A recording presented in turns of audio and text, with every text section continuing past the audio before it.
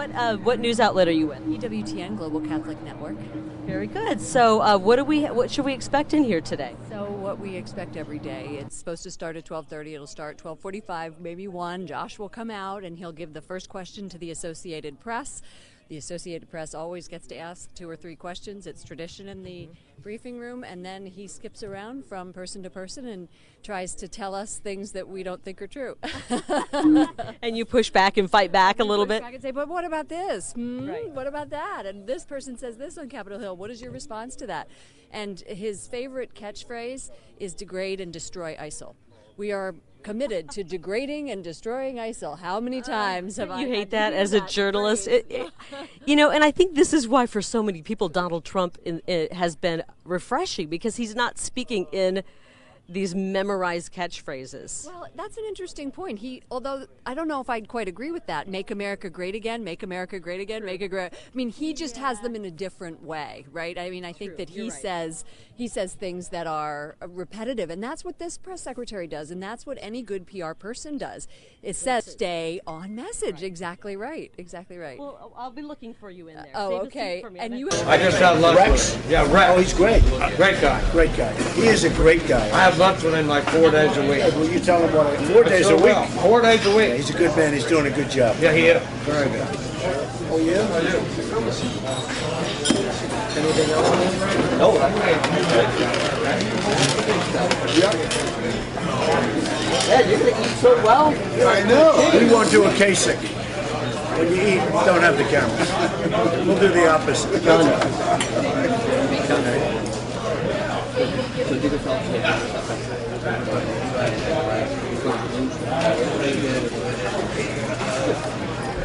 Yeah, I can announce it. Yeah.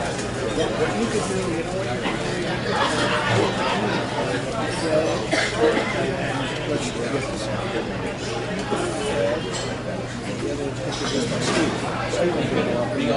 Sure. Yeah, all of the game. Then they come off and yeah, you need your radar. Right. Yeah. Exactly.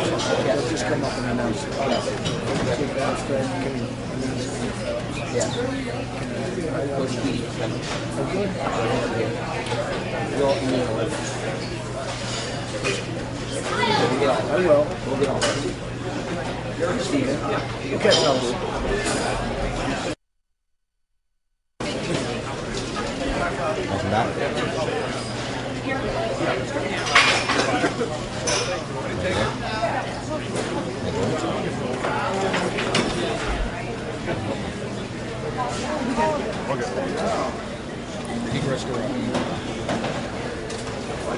The white bus. Bye, Mr. Trump. One more. Thank you. Thank you. Take it. Let's go real fast. Right here. Okay. Thank you very much. Have a good day. Thank you very much. Appreciate it. We'll say goodbye. Thank you. Good. Thank you. Thank you. Bye, everybody. Thank you, everybody. Great. Thank you so much.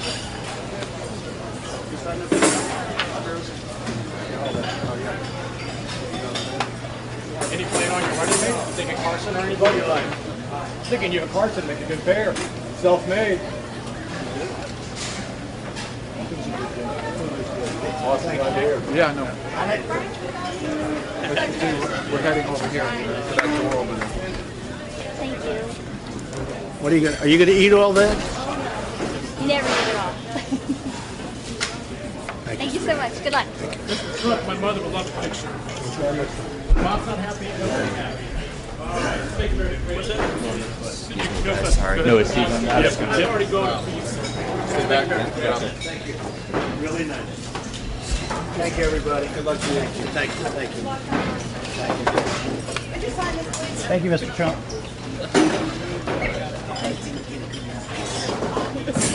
What they want to do? Catch me with that flower. They want to catch me signing with that pen. That way you don't take it with you. Thank you.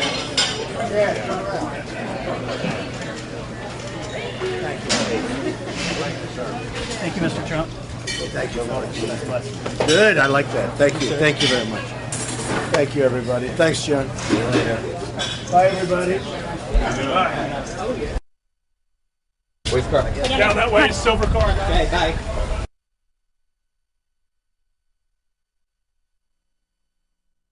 All right, guys, looks like we have lost that feed of Trump in Indianapolis. Gonna go ahead and throw up this lower third right here. Kerry interviews Obama, because this is what we are waiting for. Kerry Lake interviewing President Obama in about 40 minutes.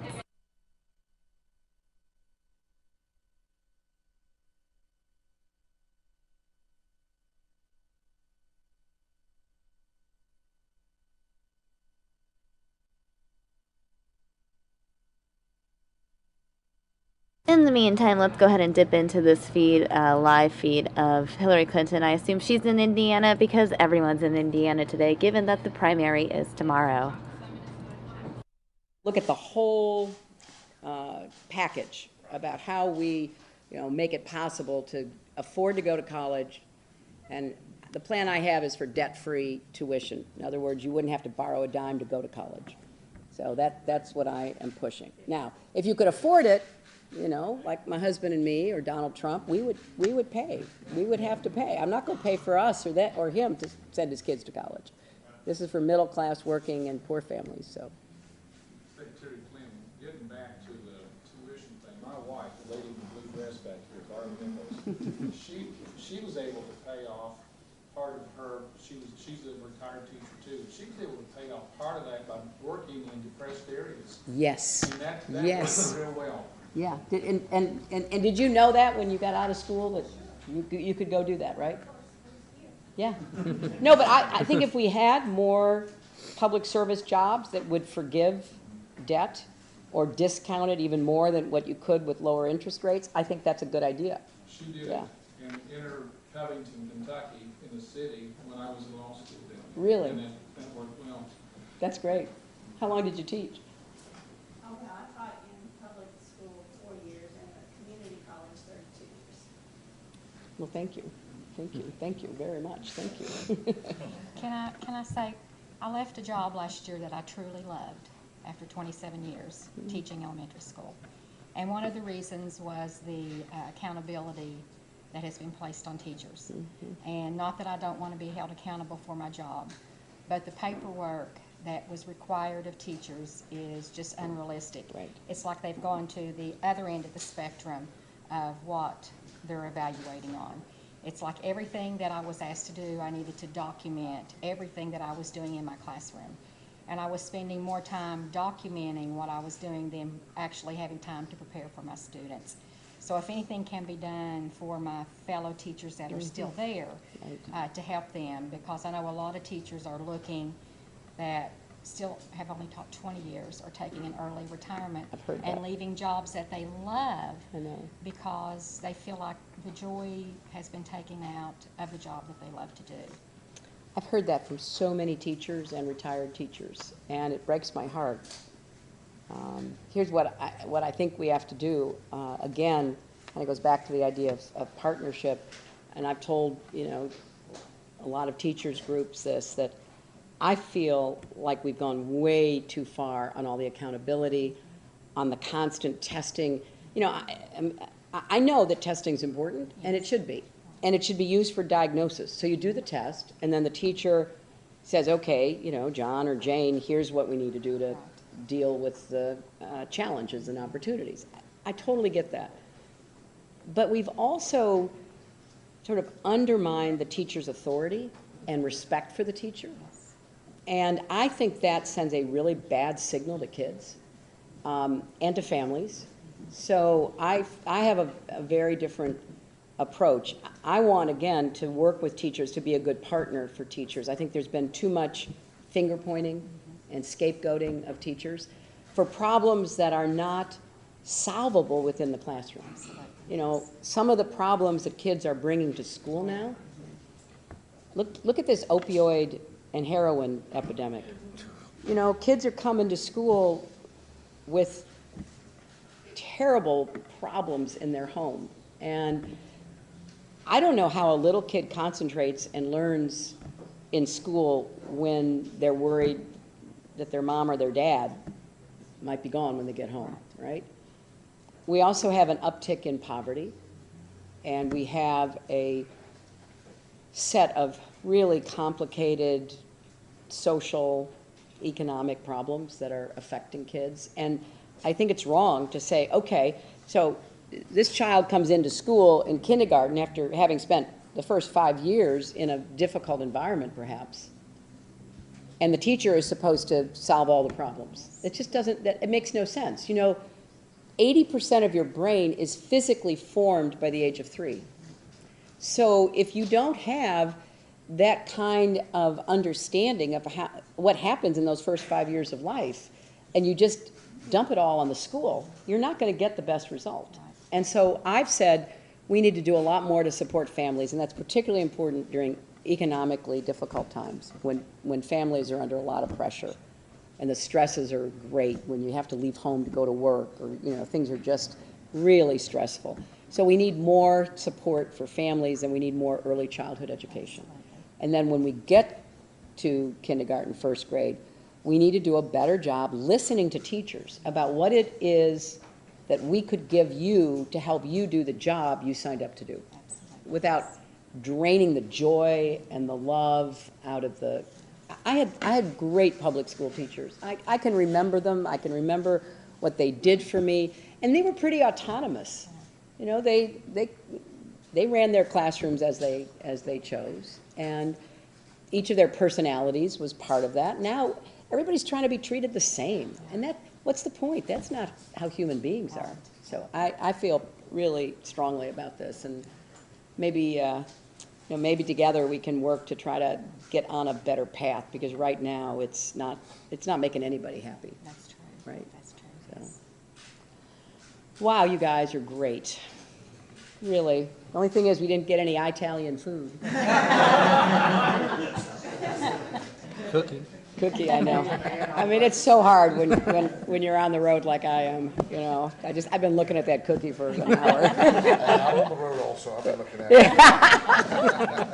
Well, maybe I'll split it with you. I want to say, even as a man, thank you for playing the women's game. Oh, thank you.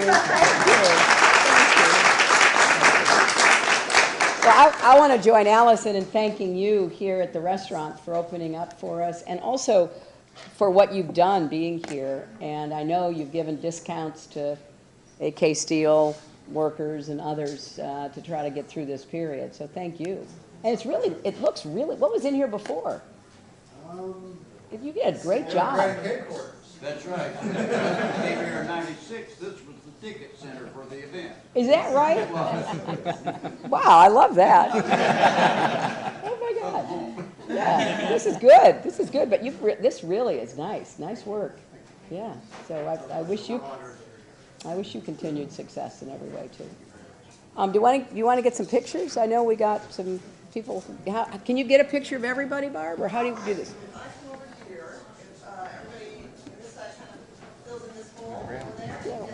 Okay, great. I really hope we can do something. I really do.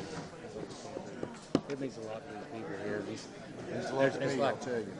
It's just wrong. It's like Kentucky basketball fans. It's the same people's away with their land or their property.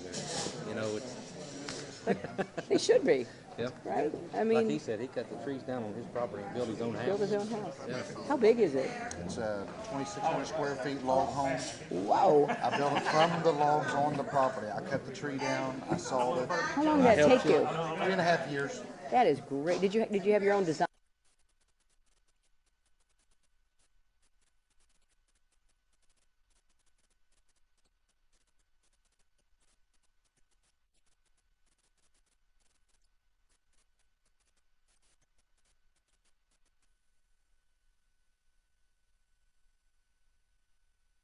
And he said, Pastor, can we talk? And we talked for 25 minutes. All right, guys, it looks like we have lost that Hillary Clinton feed. We do have this Ted Cruz event happening right now in Indiana, like I mentioned. Everyone focusing on Indiana right now because the primary is tomorrow. Ted Cruz in Fort Wayne. Reference, that man is thoroughly steeped in the scriptures.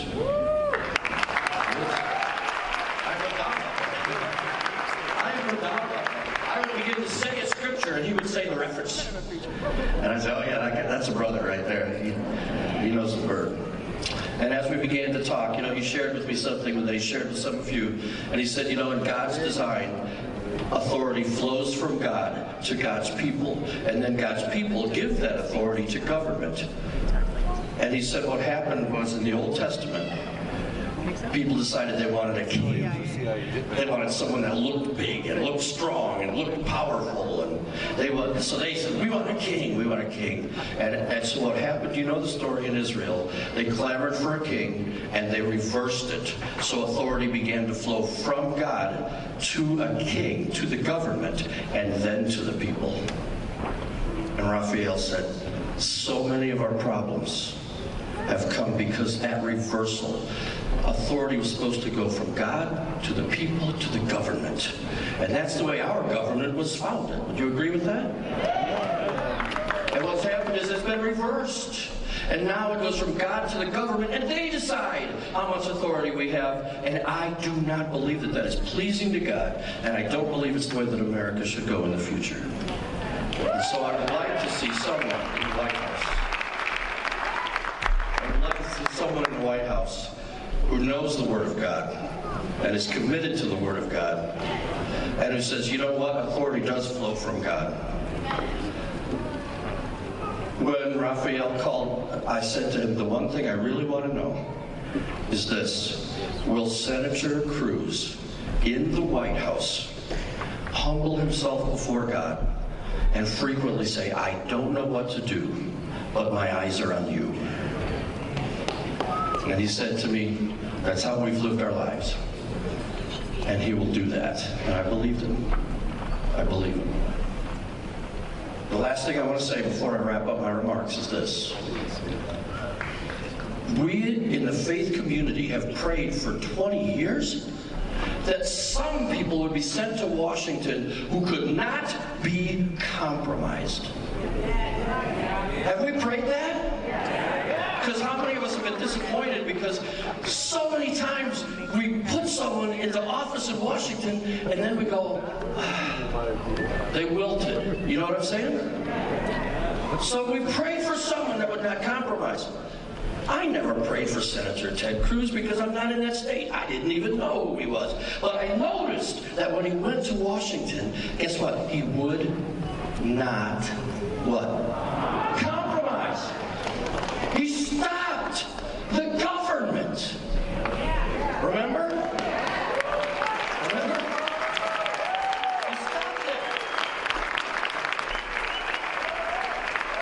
Basic bail, Cruz prevailed. Now I'm a policy wonk, and as I thought through the senator, I looked at all of his positions and checked things, and you're going to hear from him in a few minutes, and you're going to be impressed not only that his views align with Hoosiers, with your thinking on the important issues of the day, jobs, security, freedom, but he's also plain spoken, and you can just tell how resolute he is.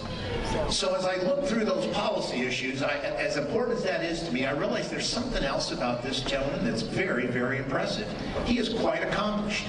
Just think about it. He has a car named for him, the Chevy Cruze.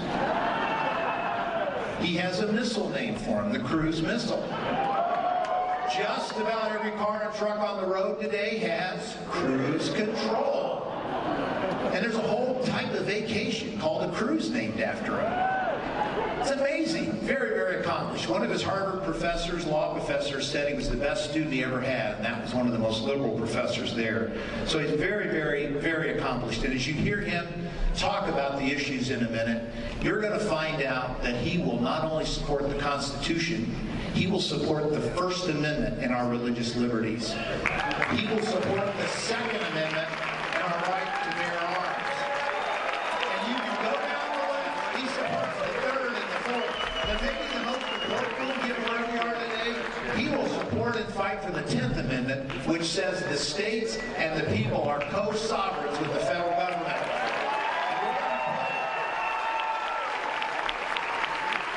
We're going to quit having the federal government run roughshod over all the states that send us unfunded mandates and all kinds of other problems.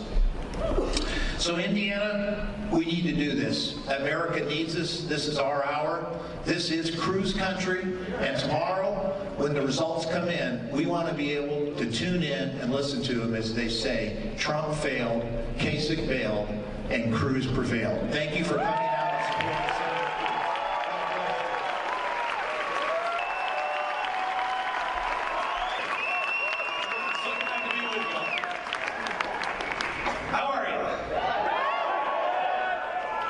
Story that Pat told, but he left out my favorite part, and that is about Thomas Paine. Thomas Paine was the guy who was really responsible for the American Revolution in the first place. Thomas Paine was the guy who wrote Common Sense, something that we are sorely lacking in America. When we are actually debating with trillions and trillions of dollars of debt, with ISIS that wants to behead us, literally crucifying children. We have no common sense as a country if we're arguing whether a man can go into a woman's restroom or not.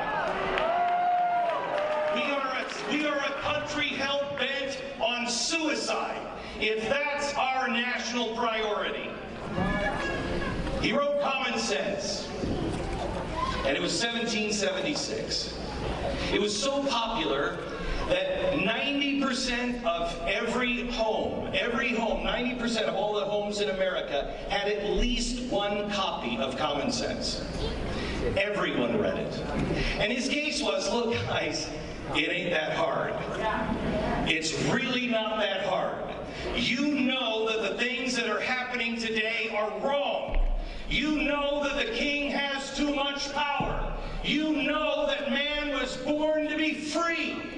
You know that you have a right to your own property. You know it's common sense that when you work hard, the government should be out of your way and you should be able to keep the fruit of your labor.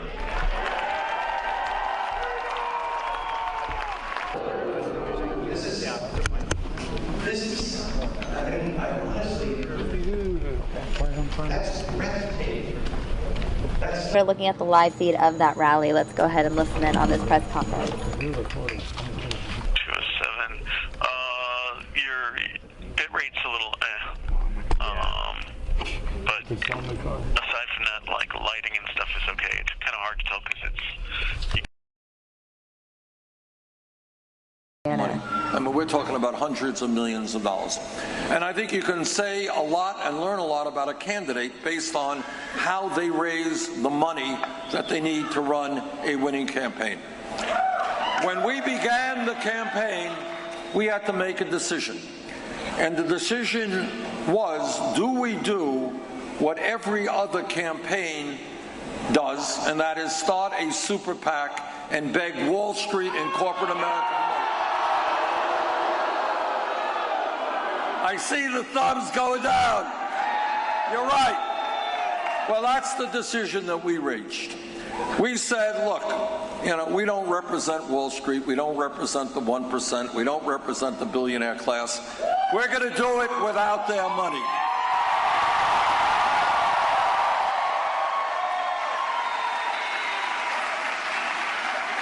So what we did was very, very radical. We ended up asking working families for their support. And what we said is, look, if you want a campaign that is prepared to stand up to the greed of Wall Street and corporate America and fight for the middle class, help us out. And what happened is that over the last year, this is really unbelievable. It is unprecedented. We have received over 7.3 million individual campaign contributions.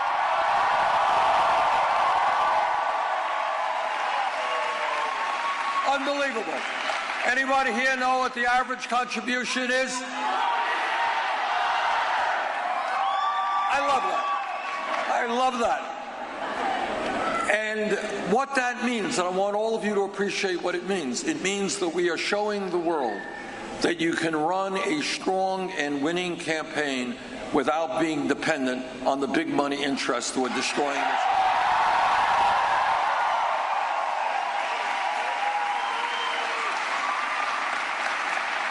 To quote Abraham Lincoln at Gettysburg, to paraphrase him, this is a campaign of the people, by the people, and for the people.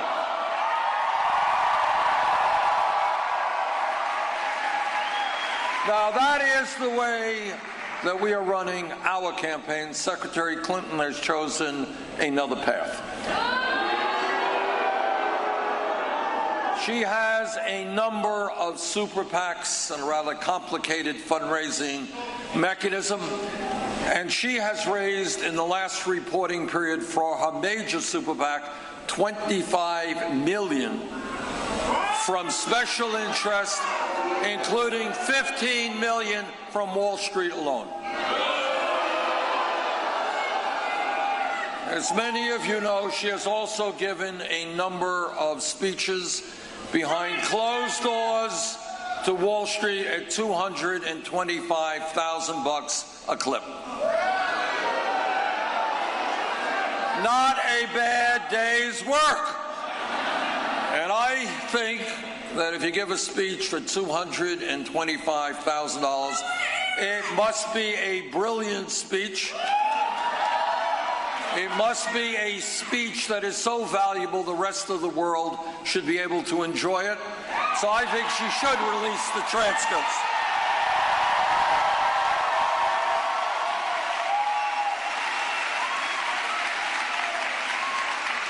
Now, there is another area where Secretary Clinton and I have a very different point of view, and that is on trade policy. Now, I know that trade policy is not a sexy issue, but it is a very important issue and has impacted the lives of millions of workers in this country. What I realized from the first day that I got into Congress back in the early 1990s is that these trade agreements were written by corporate America, and I'm talking about NAFTA and CAFTA and permanent normal trade relations with China. They were written with the sole purpose of being able to allow corporations to shut down in Vermont and Indiana and move their jobs to Mexico and China and other low-wage countries. And what has happened in this country since 2001 is that almost 60,000 factories have been shut down. And millions of decent-paying jobs have been lost. Now, right here in Indiana, you're dealing with a real crisis right now. You got this carrier corporation owned by United Technologies. You're right. And what this corporation is doing is taking 2,100 workers earning a decent pay and 2,100 families and saying, sorry, thank you for your decades of work, you're out of here next year. And we are going to be moving your jobs to Monterrey, Mexico, where we're going to be paying people $3 an hour. Now, this is a corporation whose greed exemplifies exactly what is happening all across this country. A couple of years ago, they let go, United Technologies, that now owns Carrier, let go of their CEO. And while they let him go, they said, hey, you didn't do a particularly good job, but we're going to give you a $171 million severance package.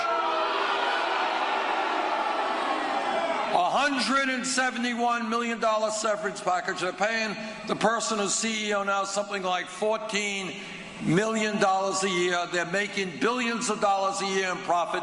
They get $6 billion a year from the Defense Department for contracts. And I say to United Technologies that what you're doing is wrong, it is immoral, and you better change that policy.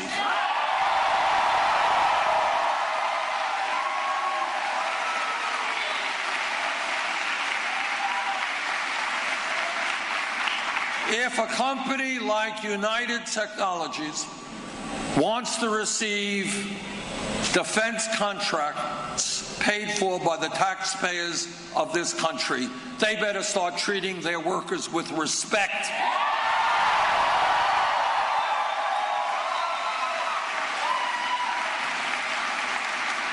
You know, a couple of weeks ago, I was invited to a conference at the Vatican. And what that conference was about is what Pope Francis has been talking about for years, and that is how we create a moral economy. How do we create an economy that works for everybody, not just the few? Yeah. How do we create an economy where a CEO does not get a severance package of $171 million while thousands of workers are thrown out on the streets? How do we create an economy in which we do not have the highest rate of childhood poverty of almost any major country on earth?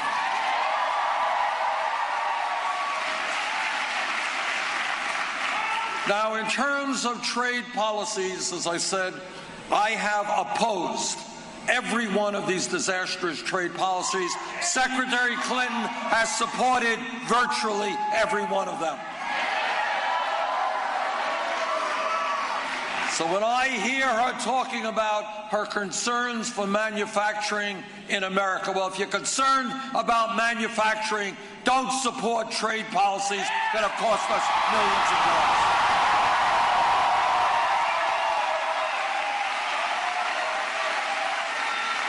Everybody here knows that foreign policy is a very important part of what every president does. The most important foreign policy debate in the modern history of this country was over the war in Iraq.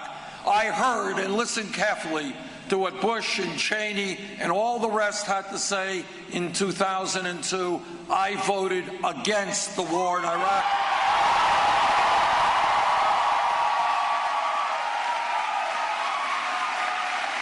Secretary Clinton, then a U.S. Senator from New York, heard the same evidence. She voted for the war in Iraq.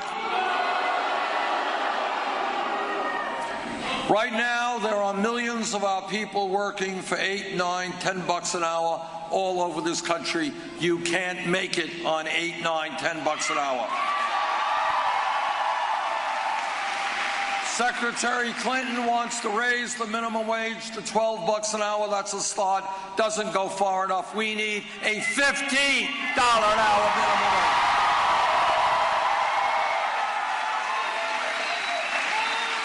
There are millions of senior citizens in Indiana, in Vermont. They're trying to survive throughout our country. They're trying to survive on $11,000, $12,000 a year Social Security.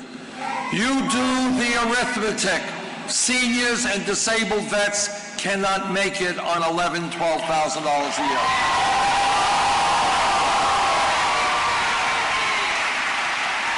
And then you got many of my Republican colleagues in the Senate. That's right. And they hear that and they say, oh, okay, what we have to do is cut Social Security benefits. Last year, seniors got a 0 increase in their cost of living. Is that right? 0 interest, 0 increase. Now, how in God's name do you cut something below a 0 increase?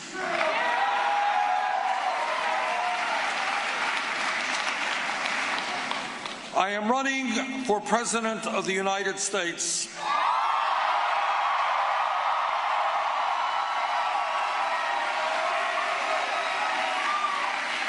But you knew that already. I know that. I'm running for president because we live in the wealthiest country in the history of the world, but most people in this country don't know that. And you know why they don't know that? Because they're working 2 or 3 jobs. They're busy worrying about the future of their children. They're working 50 or 60 hours a week. and they are seeing almost all new income and wealth going to the top 1%. And together, we're going to stop that. Together, we are going to...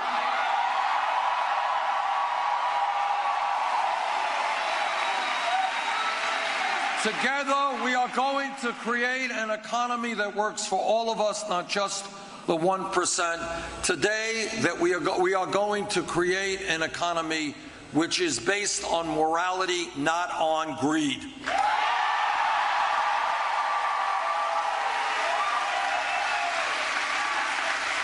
Here are the facts, and you can digest them and do with them as you want, but this is the truth.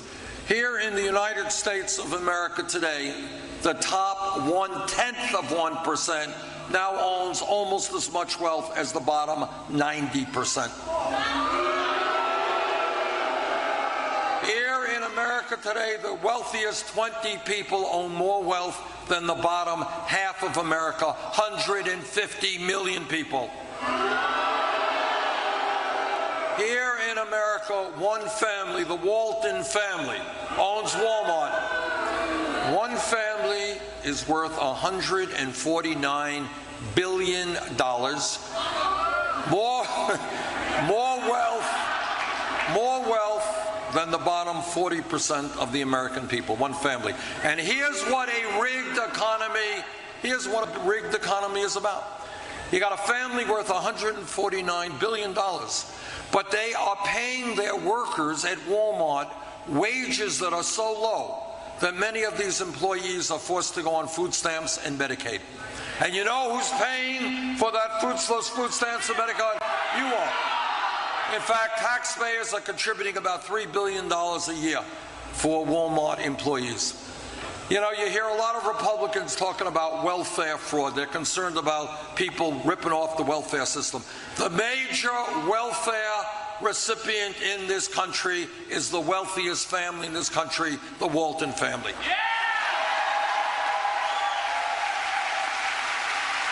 They should not get $3 billion a year of taxpayer funds because they pay their workers wages that are just so low. So I say to the Walton family, get off of welfare, pay your workers a living wage.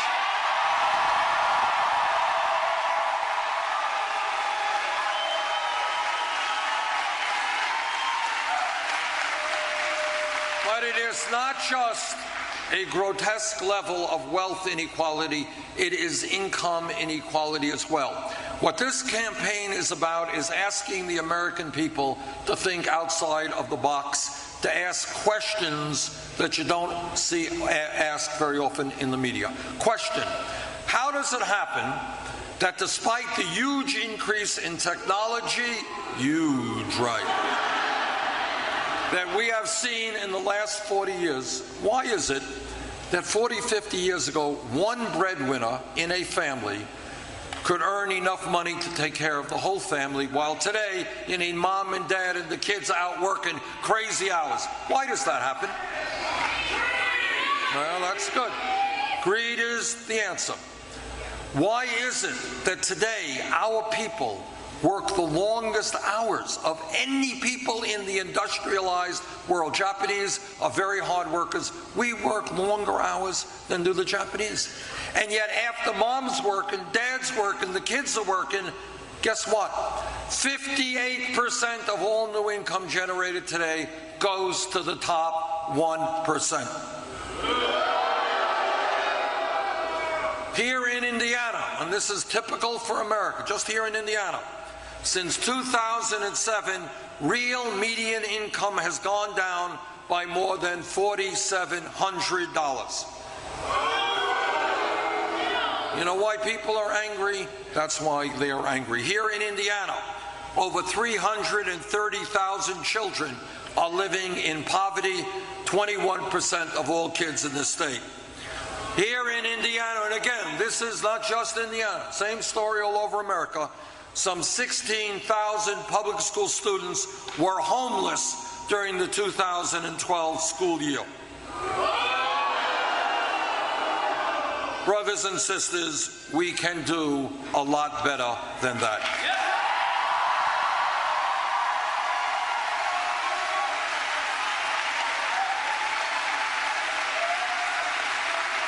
So what do we have to do? It's not hard. This is what we've got to do. First of all, we say very clearly, in America, you work 40 hours a week, you're not going to live in poverty.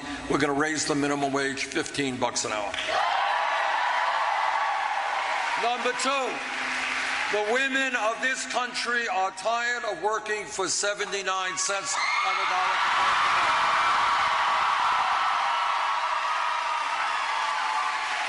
They want the whole damn dollar, and they're right. So together, we're going to pass pay equity for women.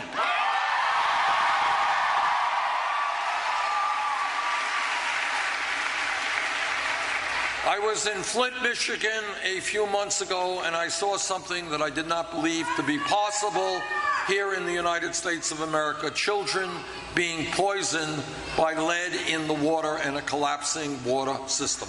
Now, this is true not just in Flint, all over this country.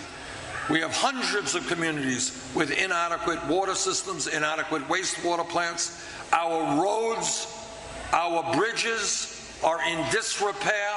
Our levees, our dams, our airports, and our rail system need an enormous amount of work.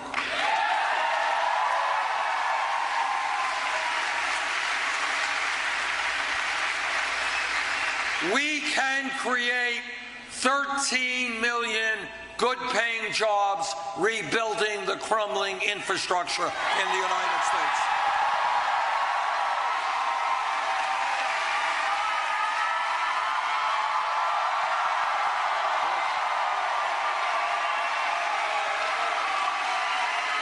Imagine an America where our young people are building affordable housing in inner cities throughout this country. Imagine an America where your car doesn't disappear into some huge pothole. And imagine an America where we once again have the best rail system in the world.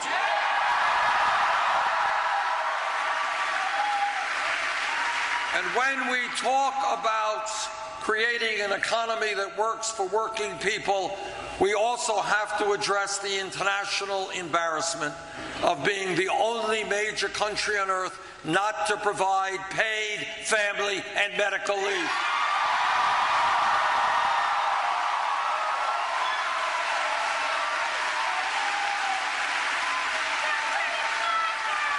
Today, we don't talk about this very much, but it's the truth.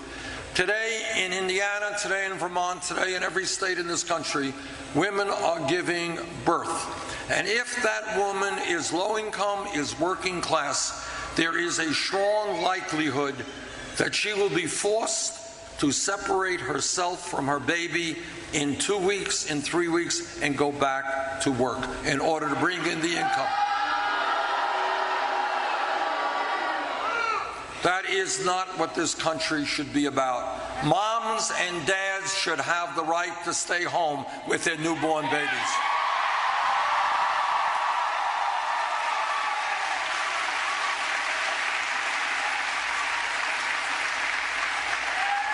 And that is why, if elected president, we will have 3 months paid family and medical leave.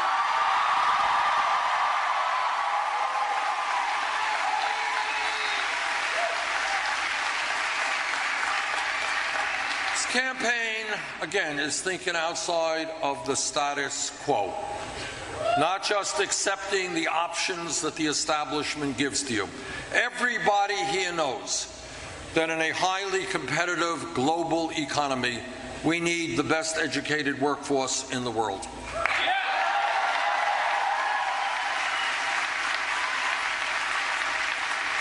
Everybody knows that as a nation, we should be encouraging our people to get all of the education that they can.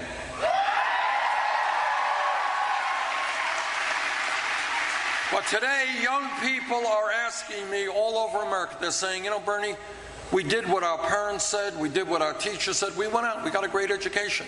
Why are we $30,000, $50,000, $70,000 in debt?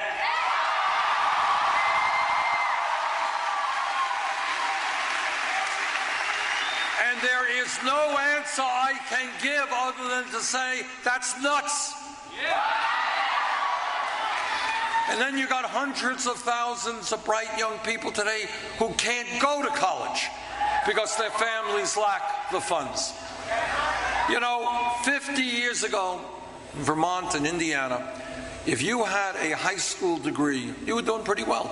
You could go out, everything being equal, and get a pretty good job, make it into the middle class. The world has changed. The economy has changed. Technology has changed. People today need more education.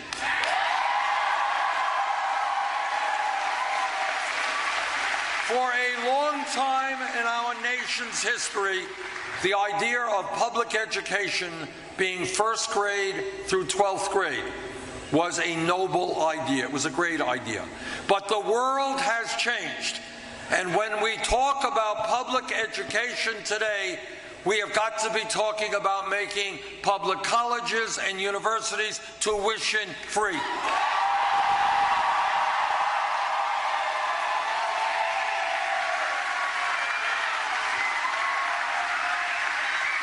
Anybody here think that that is a particularly radical idea? It is not. It exists in Germany. It exists in Scandinavia. Funny story. I was at a meeting in D.C. about a year ago.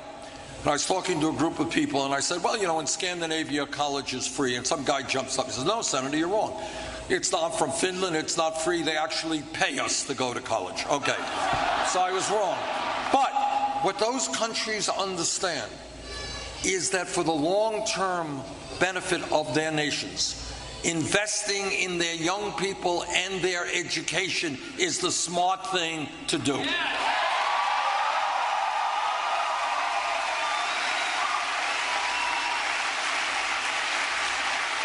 I want every kid in Indiana. I come from a family, didn't have much money.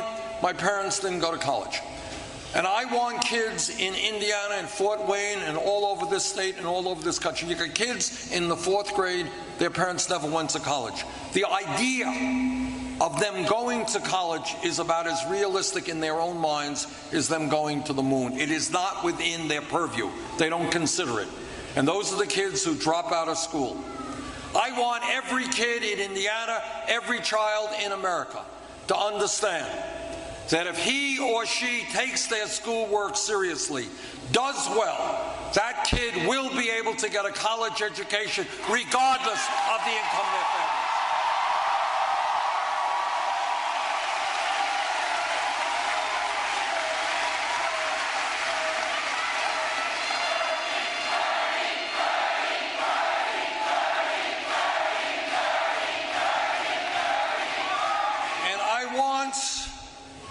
All people, we got millions of people in this country, and I've talked to many of them, struggling, being crushed by student debt. Never forget, I talked to a guy in Iowa. He was paying over 50% of his limited income every month, paying off his student loans. Talked to a guy in Nevada. He's been paying his student debt for 25 years, more in debt today than he was when he took out the loans. And that is why we are going to give people with student debt the option of refinancing their loans at the lowest interest rates they can pay.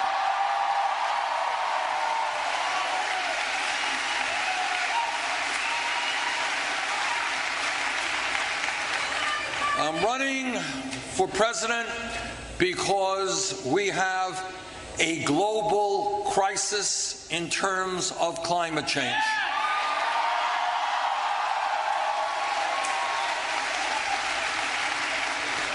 I am a member of the U.S. Senate Committee on the Environment, and here is the simple truth.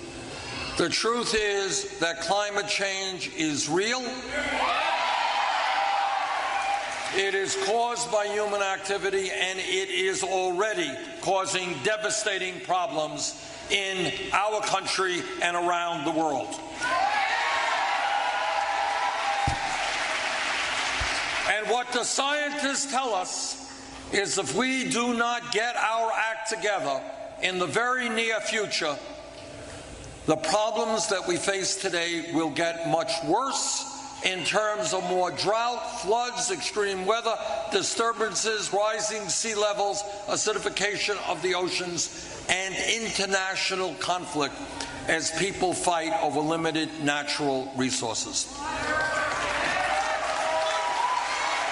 We have a moral obligation to leave this planet in a way that is healthy and habitable for our kids and our grandchildren.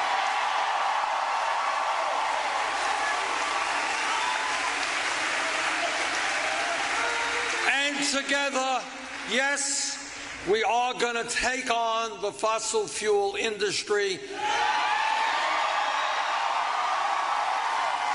and tell them that their greed and their short-term profits are not more important than the future of this planet.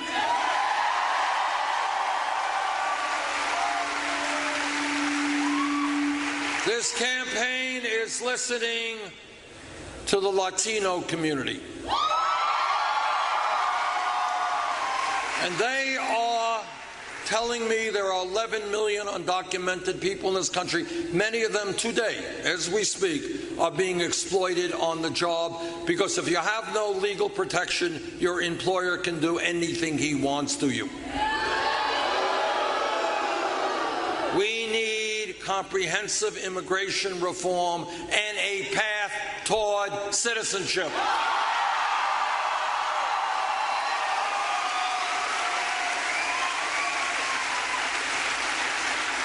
This campaign is listening to our brothers and sisters in the African American community. And they are asking, and by the way, throughout this campaign, I've been to Flint, I've been to Chicago, I've been to Detroit, I've been to Philadelphia, I've been to Baltimore. People do not know what is going on in inner cities in this country. They do not know about the fact that 40–50% of the kids in inner cities are unemployed, that 35% of the children are living in poverty, that schools and housing are crumbling, that many communities don't even have a grocery store or a real bank branch. And what the African American community is asking me is how do we have trillions of dollars to invest in a war we never should have gotten into, but somehow we don't have enough money to rebuild the inner cities of this country.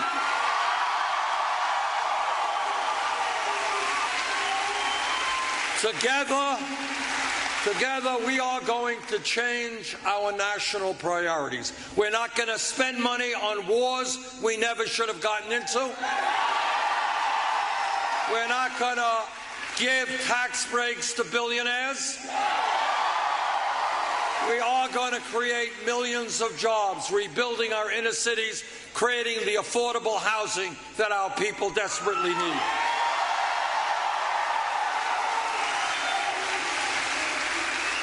This campaign is listening to a people whose pain gets almost no hearing, and that is our brothers and sisters in the Native American communities.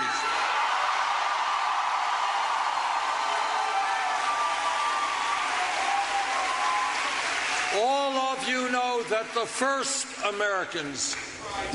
Americans were lied to, they were cheated, treaties they negotiated were broken way back even before we were a country.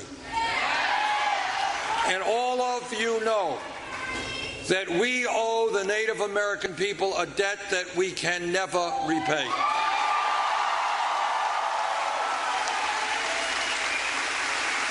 They have taught us so much, including the fact that as human beings, we are part of nature, We must live with nature, not destroy nature.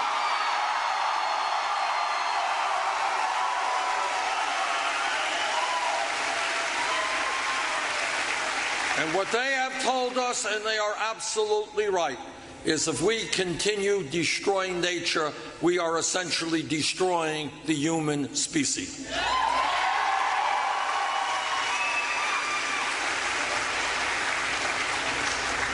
This campaign is asking the American people to think big, not small. It is asking the American people to stand up and fight for economic, social, racial, and environmental justice.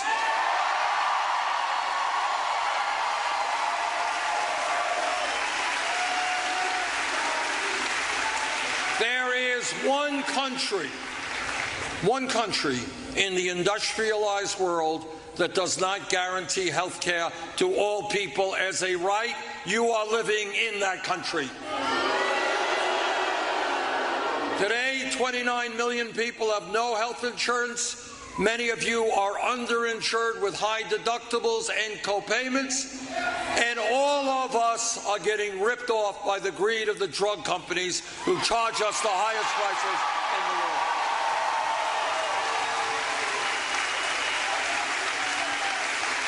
And yet, on top of all of that, we end up spending far, far more per capita than the people of any other country on earth. 3 times what the British spend, 50% more than the French. In my view, and let me be as clear as I can be, I believe that health care is a right of all people, not a privilege.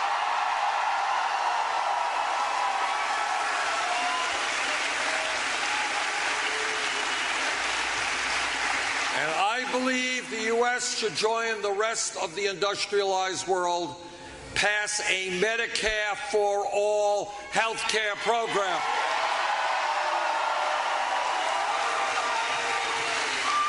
And when we do that, we save middle-class families thousands of dollars a year on their health insurance. But you know what we also do? We take the incredible load off people's shoulders who worry about being able to afford to go to the doctor, worry about what happens to them when they leave the hospital with hundreds of thousands of dollars in debt. What it also does is revolutionary. This is what it says to you. It says that you don't have to stay on a job you don't like just because you get good health insurance.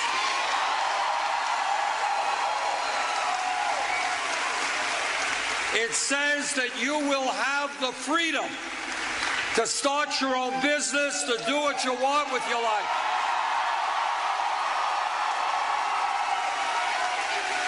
And just that, can you imagine what that does to America when millions of people say, thank God, I can finally go out and do what I've always wanted to do. And I and my family will continue to have health insurance because everybody in America will have health insurance as a right.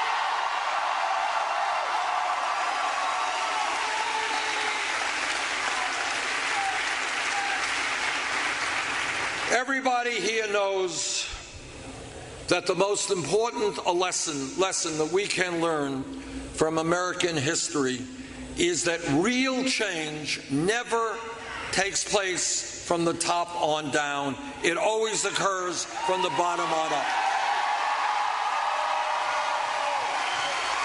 Real change always takes place when millions of people look around them and say, you know what?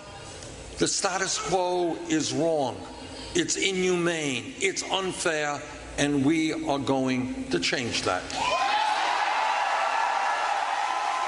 And throughout history, in struggle after struggle, the establishment, the powerful, the big money interest always said, you can't do it. It's too hard. It's impossible. You shouldn't do it. You think back, 100+ years ago in this country, you had workers working 7 days a week, 14 hours a day. You had children working in factories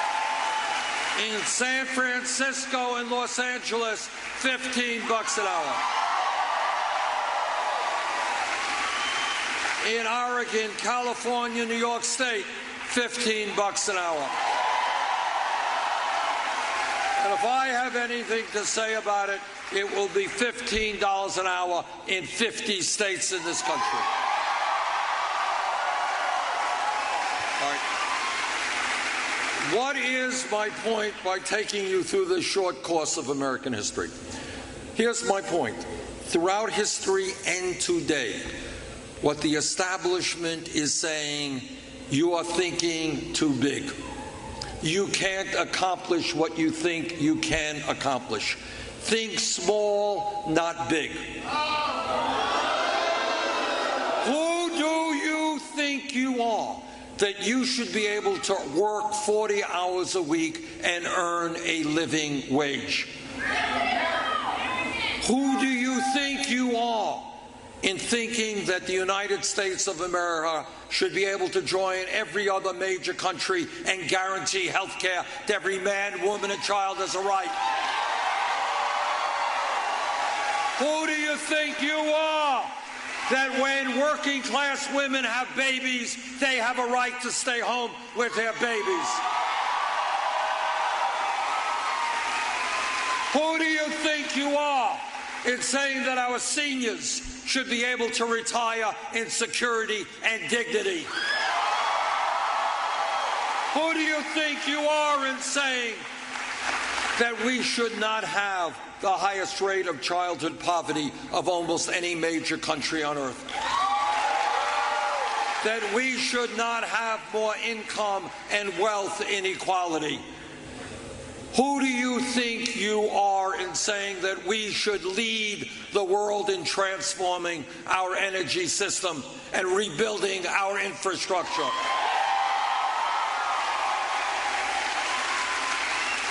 In other words, what the establishment and the establishment media in Congress and politicians do in a million ways, some of them very subtle, is to say, limit your expectations. Don't have dreams. Don't believe that this country can do. That's right. And we say, sorry, this is America. This is the greatest country in the history of the world.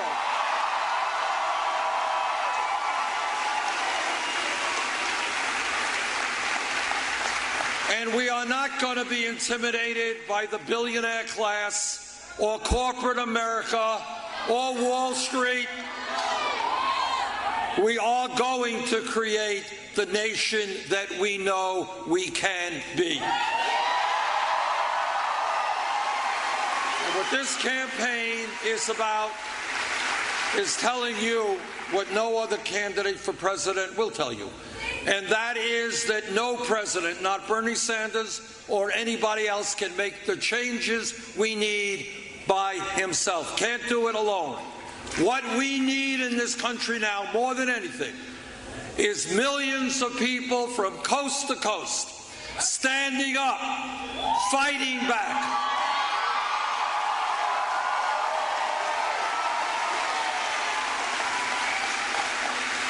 And demanding a government that works for all of us, not just the 1%.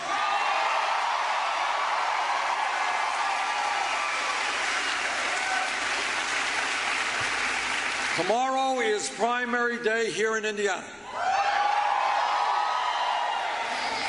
And the people of this great state can play a major role. A huge role, now that I think about it, in making that transformation possible. Now, what we have learned in this campaign is that when voter turnout is high, we win. When voter turnout is low, we lose. Tomorrow, let us have the highest voter turnout in Indiana history.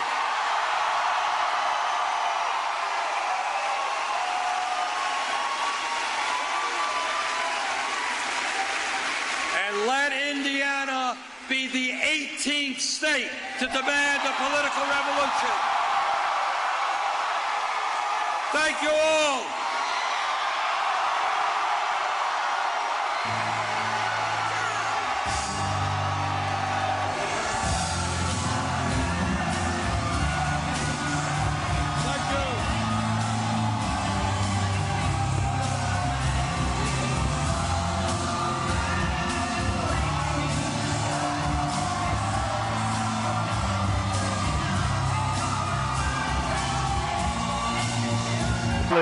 We're building the wall.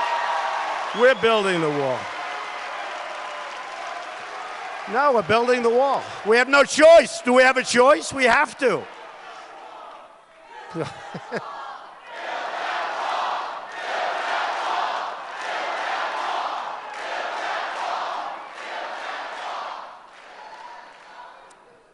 The loyalty to all of us. You know, I'm sort of just, I consider myself a messenger. I'm a good messenger.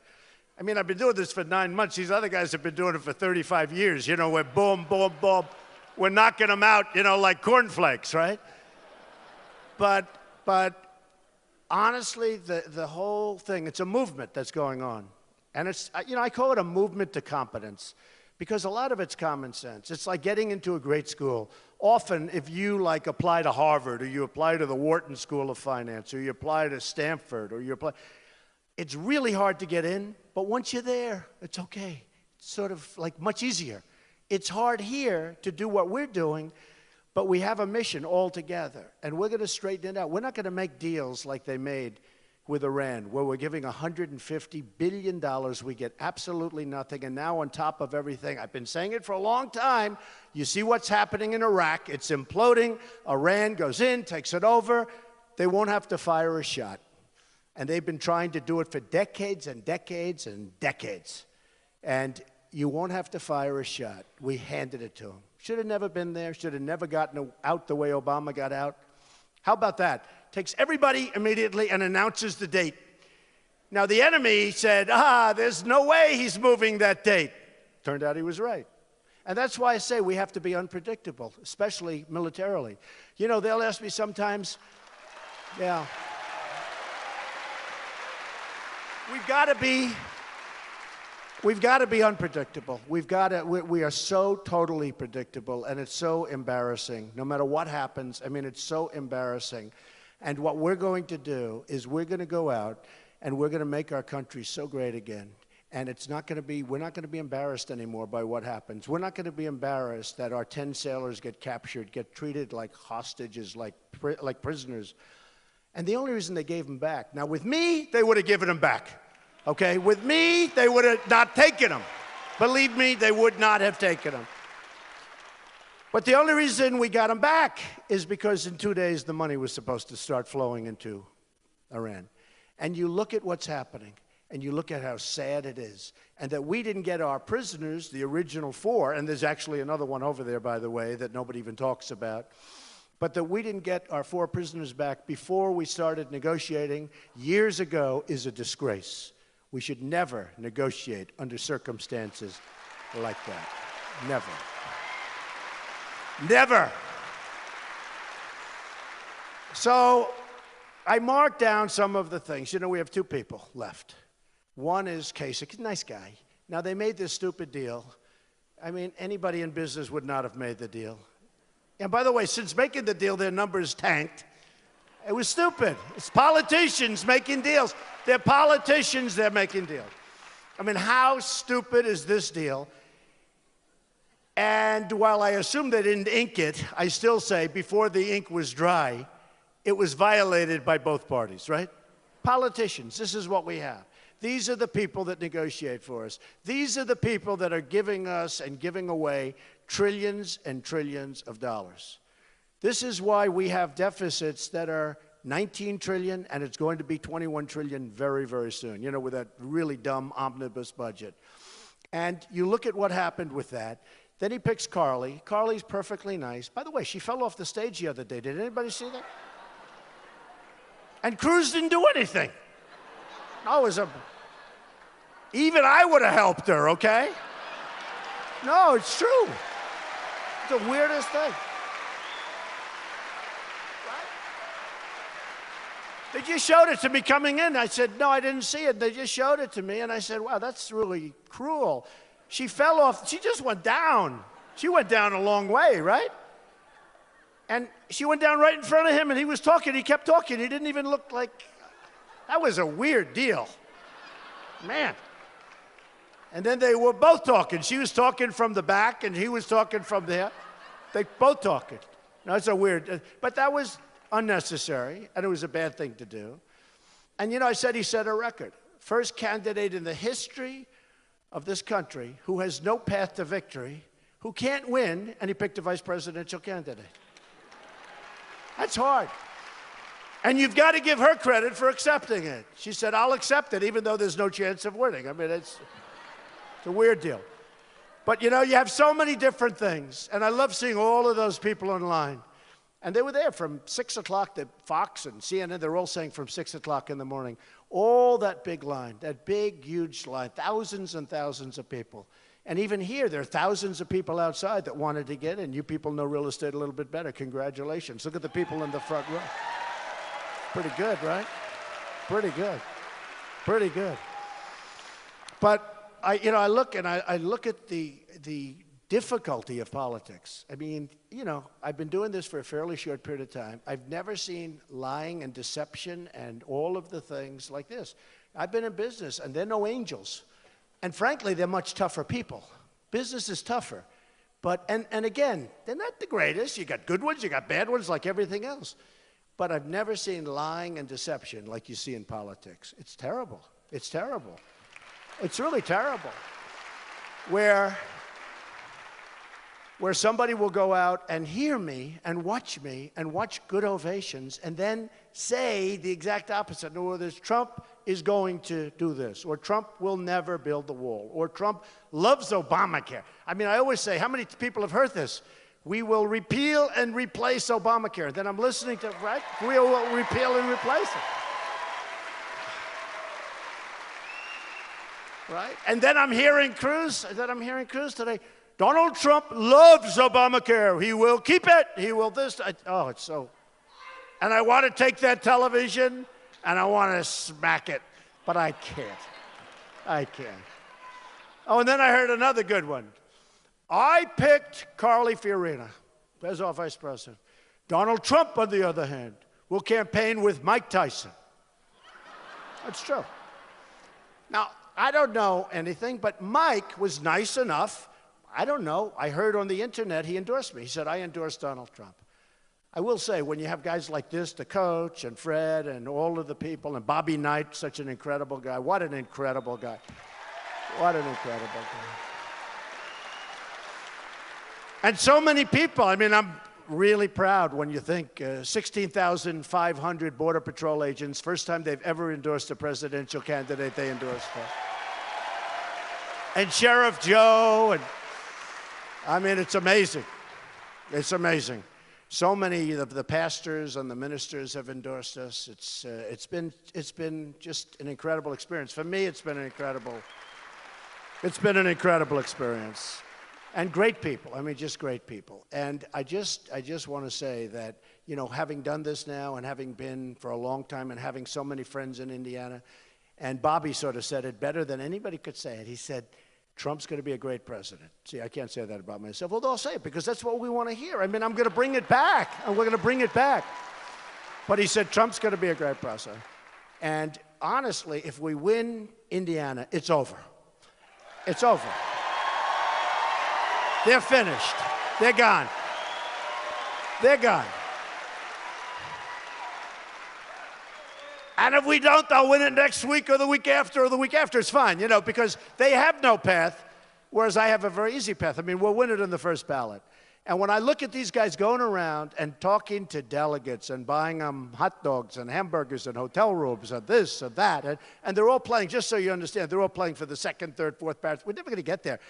We are way over and way ahead of projection, and we'll do it on the first ballot. But if we win Indiana, it's over. So, and Bobby said, this way Indiana can take the credit when Trump does a good job, and I want to remember that, okay? I want to remember. So I want to thank all of the folks, and I want to thank Bobby Knight, because, man, I'll tell you, he was something. We trekked around all over the place, and he was amazing. And you had to see the love in the room. Coach Katie, same thing. He said Bobby was such a great guy. And Bobby has such respect for the coach. But when Bobby came around and we went around from place to place and people would stand up for 5 minutes and they just loved this guy. They want to win. They want to win. He won 900 games. Think of it. 3 championships.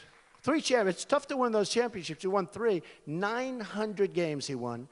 And, you know, and he won the Olympics, and he won the Pan Am Games, right? And he had the last undefeated season in college basketball. I mean, and he almost had 2. And he said, Donald, if you mentioned the one before, because, you know, the season before I lost 1 game, say that I screwed up, meaning he screwed up. I say, Coach, I don't want to say that. How could I say, what were you, like 32-1, and I'm going to say you screwed up? He said, no, I put in the wrong player. Just tell them. They'll understand. I said, I refuse to say it. So I said, he wants me to say that he screwed up. Okay. Wouldn't it be nice to have a coach that screwed up and you're like 32-1 or something like that? Everybody wants that kind of a coach. So anyway, Bobby's been great. I want to just thank him. I just want to thank everybody. It's been an incredible experience for me, and I've learned a lot. I mean, I've learned a lot. And, you know, one of the things I like to do before I go to an area, and by the way, even your governor treated me very nicely, I have to tell you. He was under pressure. He was under a lot of pressure from his, you know, supporters and from people that put up money for politicians, in all fairness, and, you know, the donors and the special interests, and you're under pressure.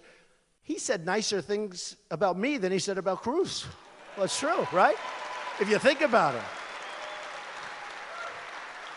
And I like him. I like Mike Pence. But, you know, he said nicer things about me than Cruz. And all of the pundits said, you know what? I think that was maybe the weakest endorsement in the history of endorsements. It's true. In fact, at the end, one group had to rerun the tape just to find out who he was endorsing. So it's sort of fun. But they're under a lot of pressure. You know, I'm self-funding my campaign, so I don't have any pressure, okay? I don't have pressure. I'm going to do what's right for you. Like Cruz tells you about Wall Street and the big bad bankers and this and that and all this stuff.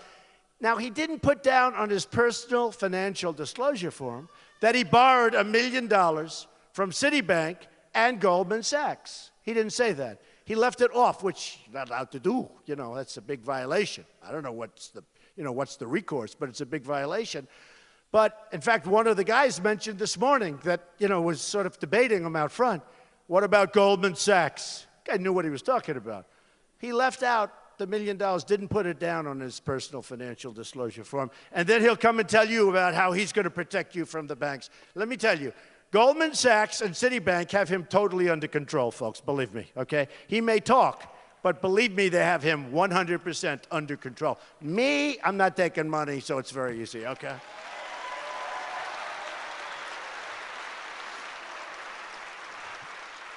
So what I like to do is, and it's become very depressing, but don't be depressed because we're going to turn it around. But it's depressing.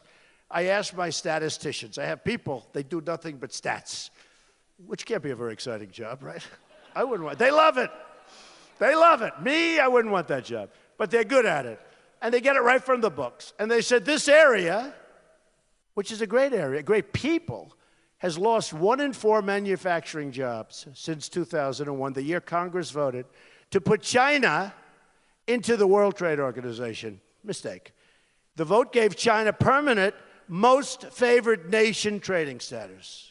That gives them an advantage. Why? What are we doing? Why? And I do a lot of business with China, and I love China. China's fine. I made a lot of money with China. They have the biggest bank in the world as my tenant in Manhattan at one of my buildings. Good tenant. Pays the rent on time. This is a serious, the bank has 400 million customers. That's a big bank. That means that Citibank, I said to the head of the bank, how big are you compared to, let's say, Citibank? And they said, that is like a small subsidiary. You know, it's true. It's like a little bank by comparison. But it's my tenant.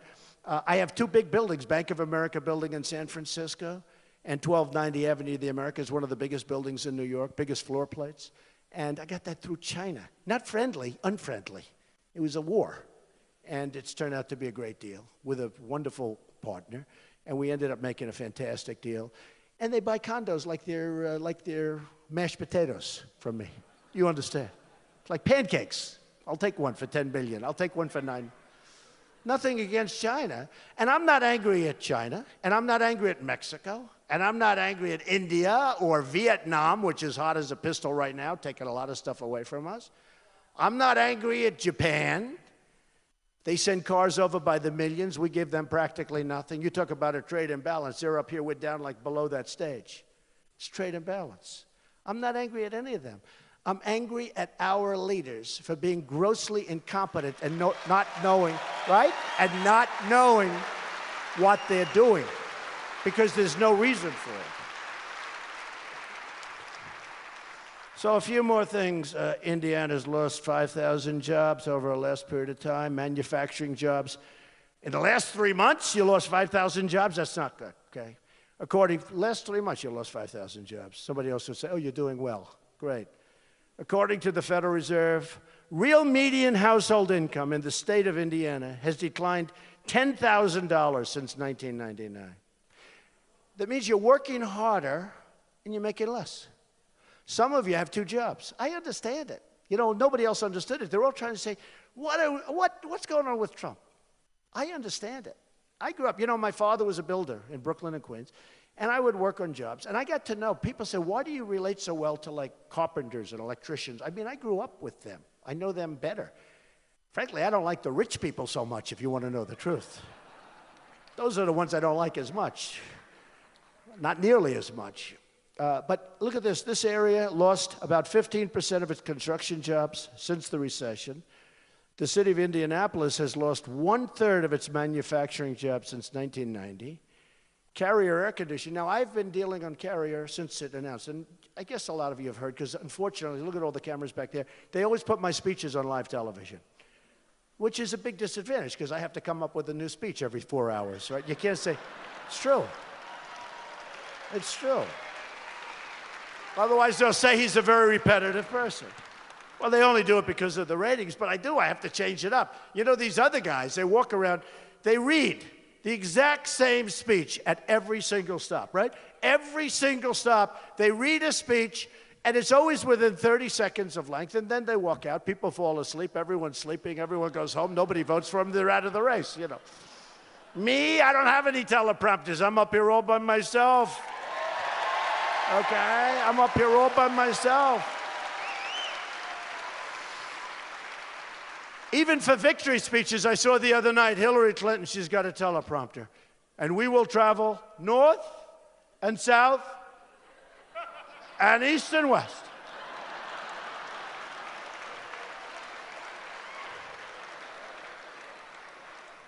And I would say that she started screaming at the teleprompter, but I'm not allowed to say that. You know why? Now, if she was a man, I could say it, but as a woman, ladies, I'm sorry, I'm not allowed to say it. She was screaming at the teleprompter, but I will not say it, okay? Many women told me it's terrible what she's doing. And a poll just came out 1 hour ago, the Rasmussen poll, where Trump is leading Hillary Clinton, okay? Leading. Trump is leading.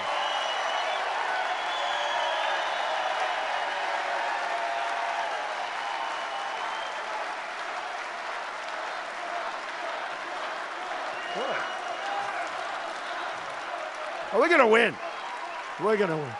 No, I watched this Cruz guy. I am the only one who can win this race. You know, it sounds like Shakespeare, right? This is like, everything is always Shakespeare. Even if he's making a simple statement, I am the only one, right? I always kid. But unfortunately, I'm telling the truth. He walks up with the Bible held high, right? Held high, the Bible, boom. Then he comes over and he starts lying like nobody I've ever seen. But and by the way, it also, another poll, Wall Street Journal came out just now, Trump in Indiana, which is what we care about, although we do love that national poll, I have to say. In other words, winning Indiana without the rest of it, none of us are too happy. But in Indiana, Trump is over Hillary 48-41. Whoa. Whoa.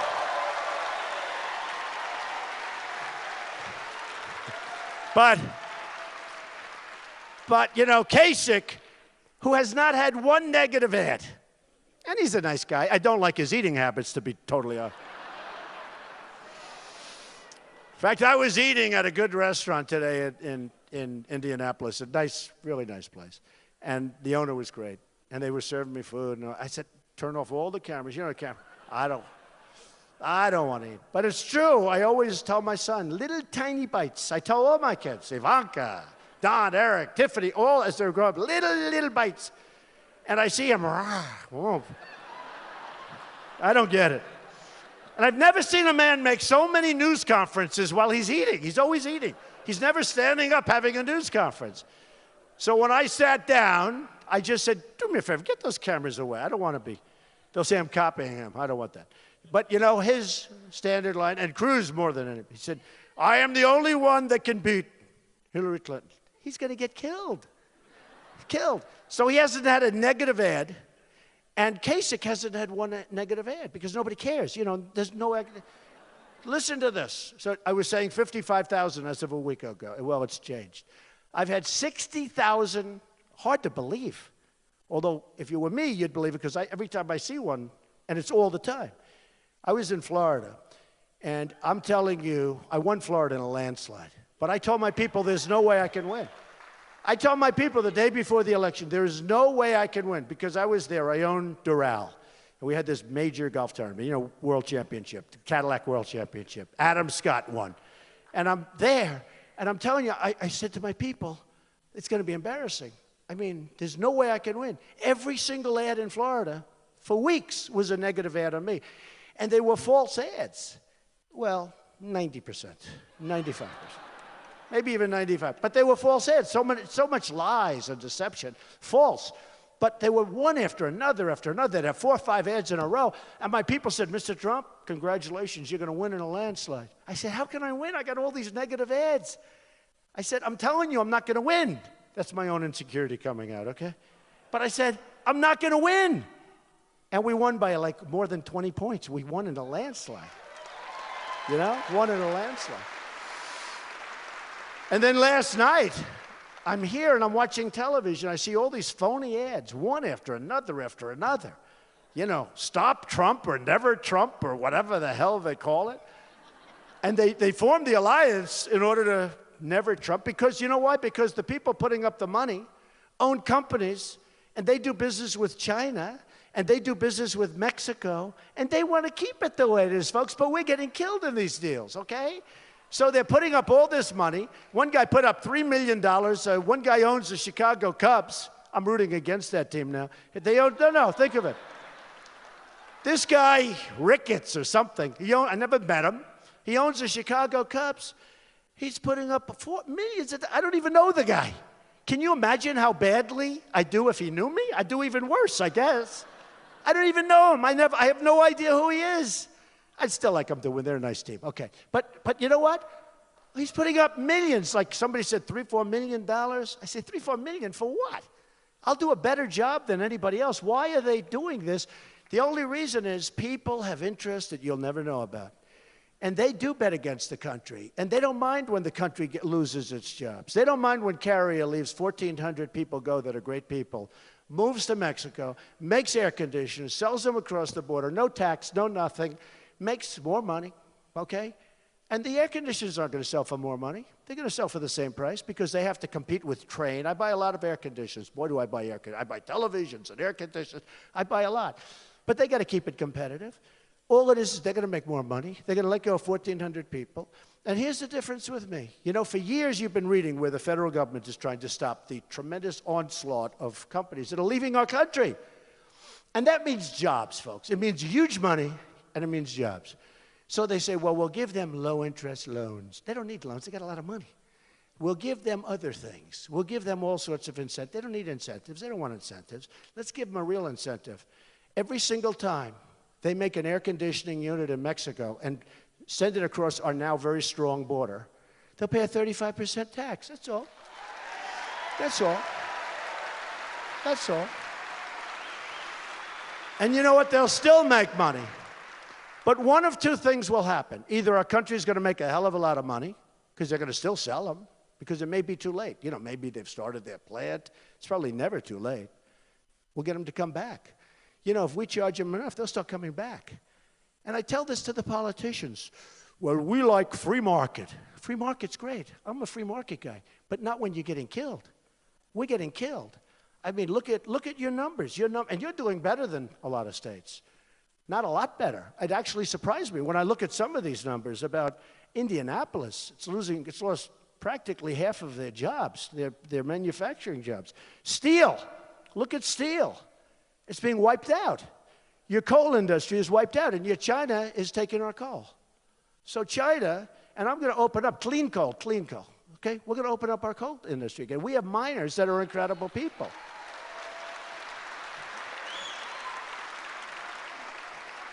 I mean, we have this president that flies to Hawaii in a 747 with the big old engines, spewing stuff in the air, and he plays golf for 2.5 or 3 weeks.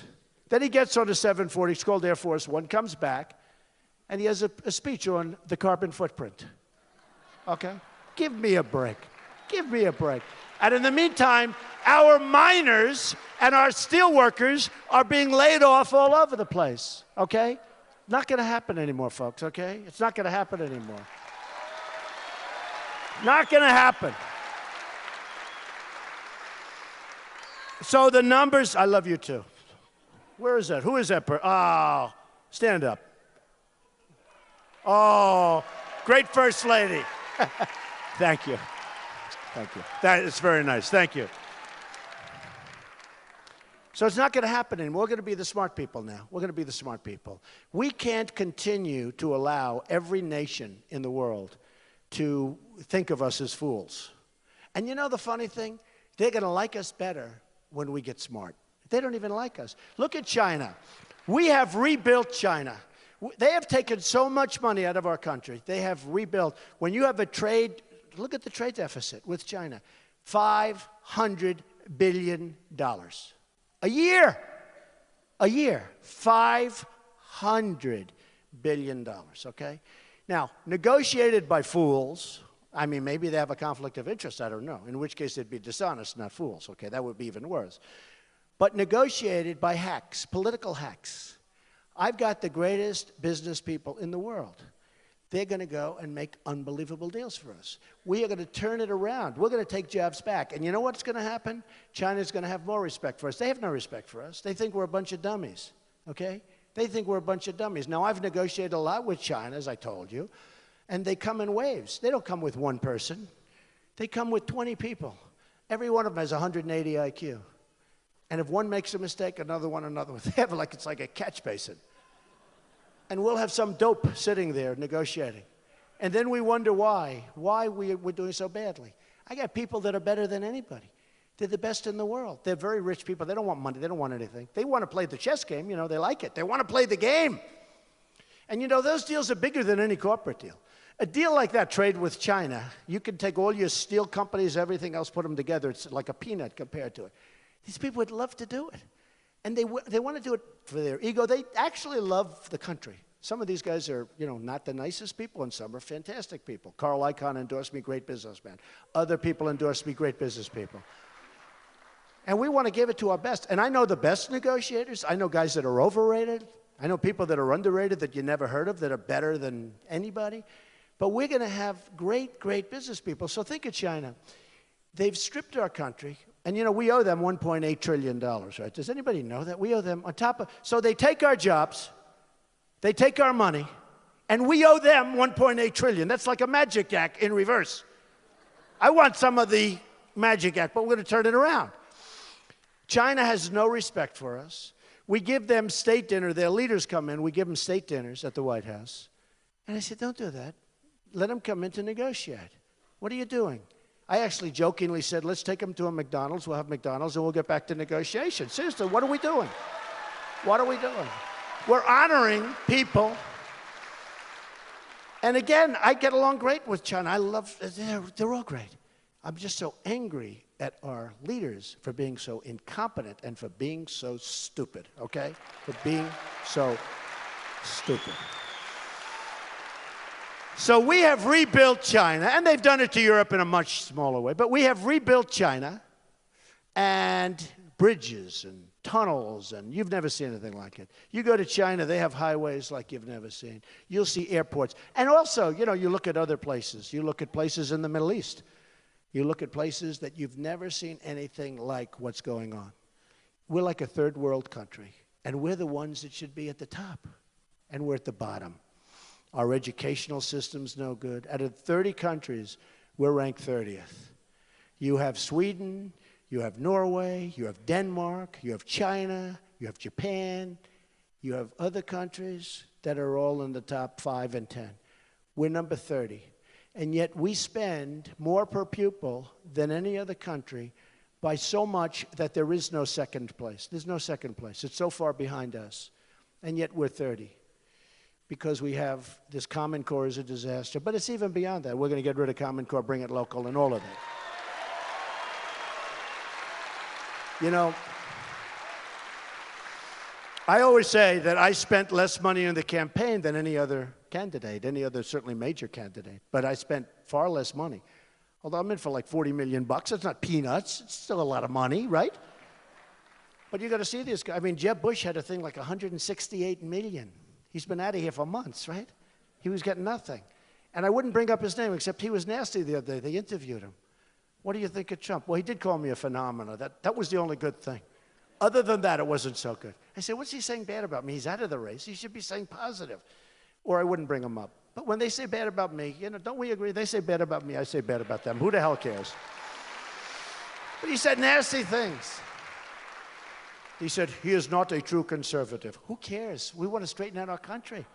You know, a true conservative. What's a true conservative? He is not a true conservative. He always said that. He is not a true conservative. And I say, folks, first of all, I am a conservative. But they wouldn't say I'm conservative on trade because a conservative is supposed to want free trade.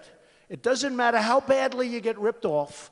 It doesn't matter that this country is losing all of its jobs, all of its money. We're third world status. It doesn't make any difference.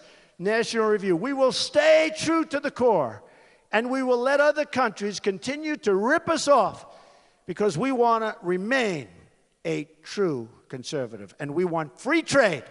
But I like free trade, too. The problem is we don't have people that are smart negotiating our deals, okay? You don't.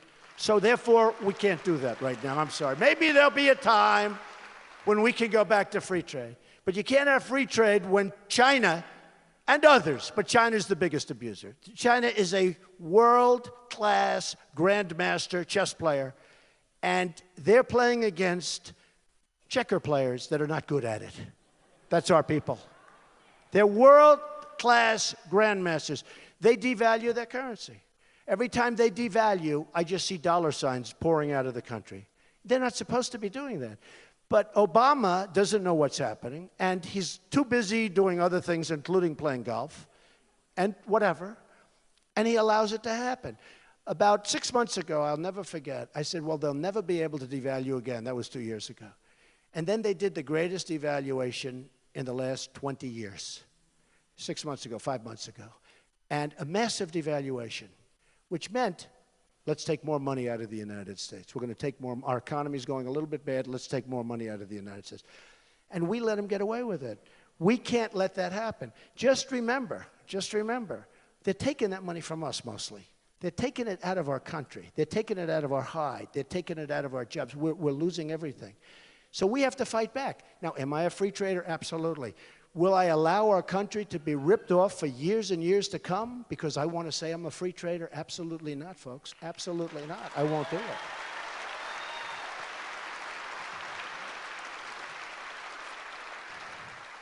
And once they hear, a week ago, I get a letter from high officials at China. And it was called in the Wall Street Journal. Somebody called me, and they wanted a response to the letter. And it was a letter of protest that we do not like the rhetoric of Donald Trump. I was so happy because they've never complained before.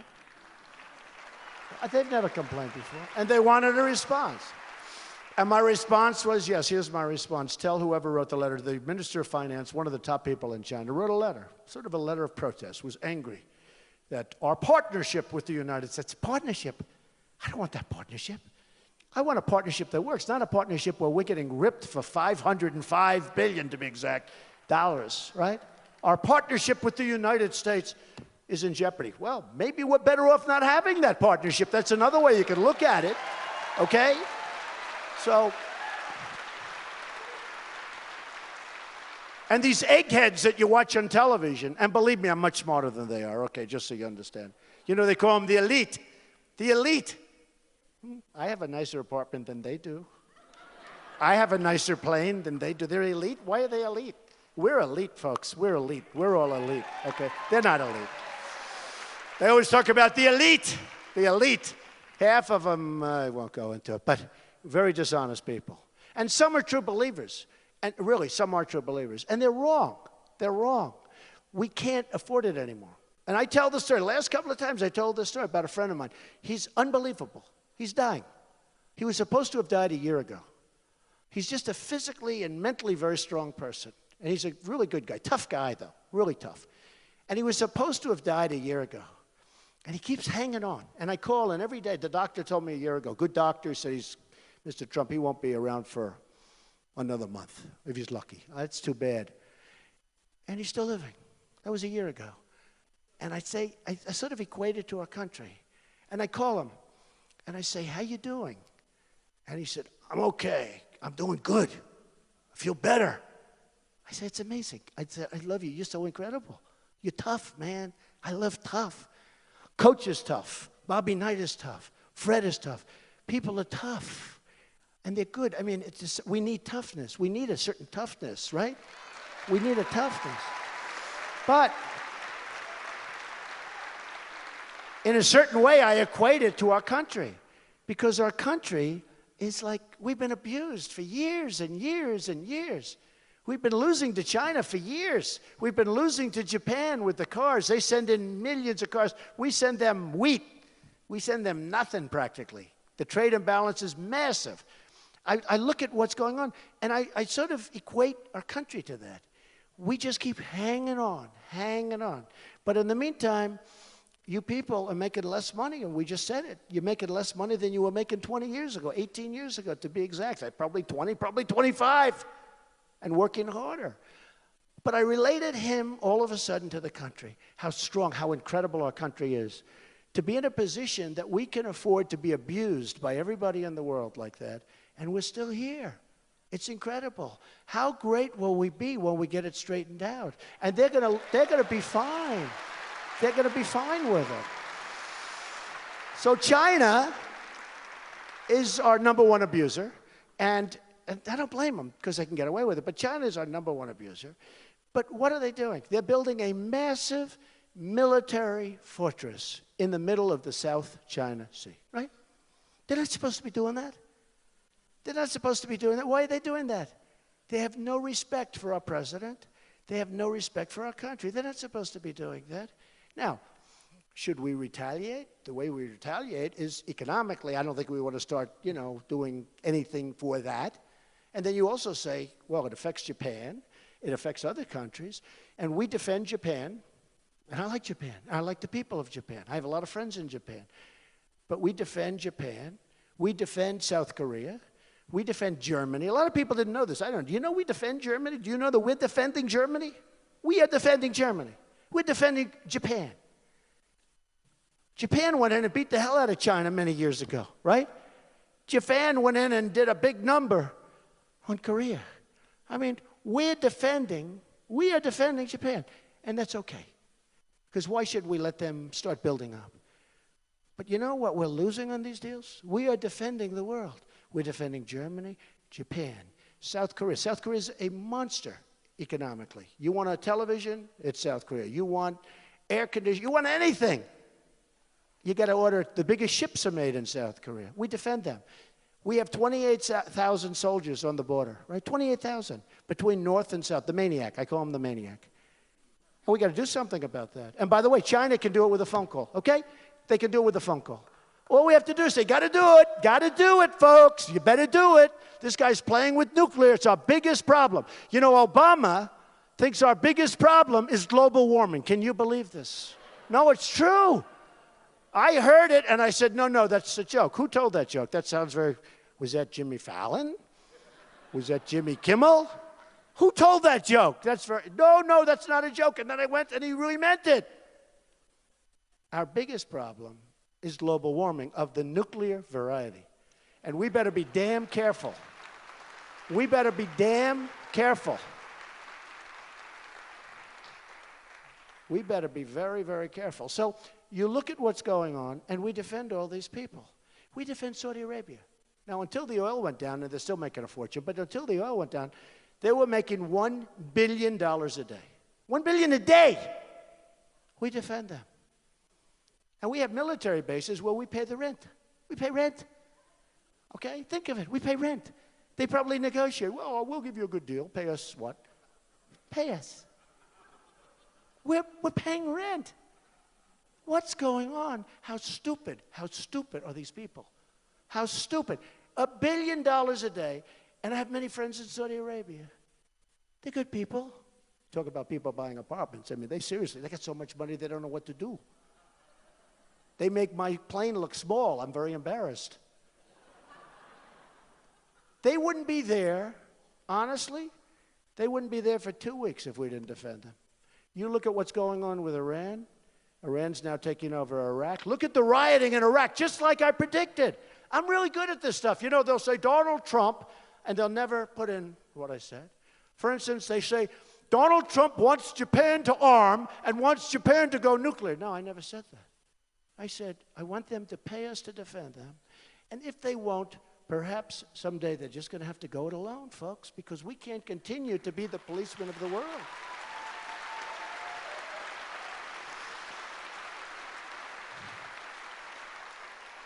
The dishonest press, of which many of those cameras are rolling right now, they're the most dishonest human beings. I don't know, Ted Cruz is right up there. These are the most dishonest human beings in the world. I watched what I say, and I say it very carefully. I'm like smart. I say it carefully. And I always say, they have to pay. I don't want to make fortune. I just want, you got to reimburse us. You got to help us out. We owe 19 trillion, soon to be 21 trillion. You got to take care of us. Somebody was saying the other day a general was on television. First of all, our generals should not be on television. I don't want our generals on television. I will prohibit them. I don't want them saying things like, our nation has never been so ill-prepared. I don't want, even though it's true, I don't want the enemy knowing that. I want to build it up before they find out. No, I don't want them going on television. Our generals.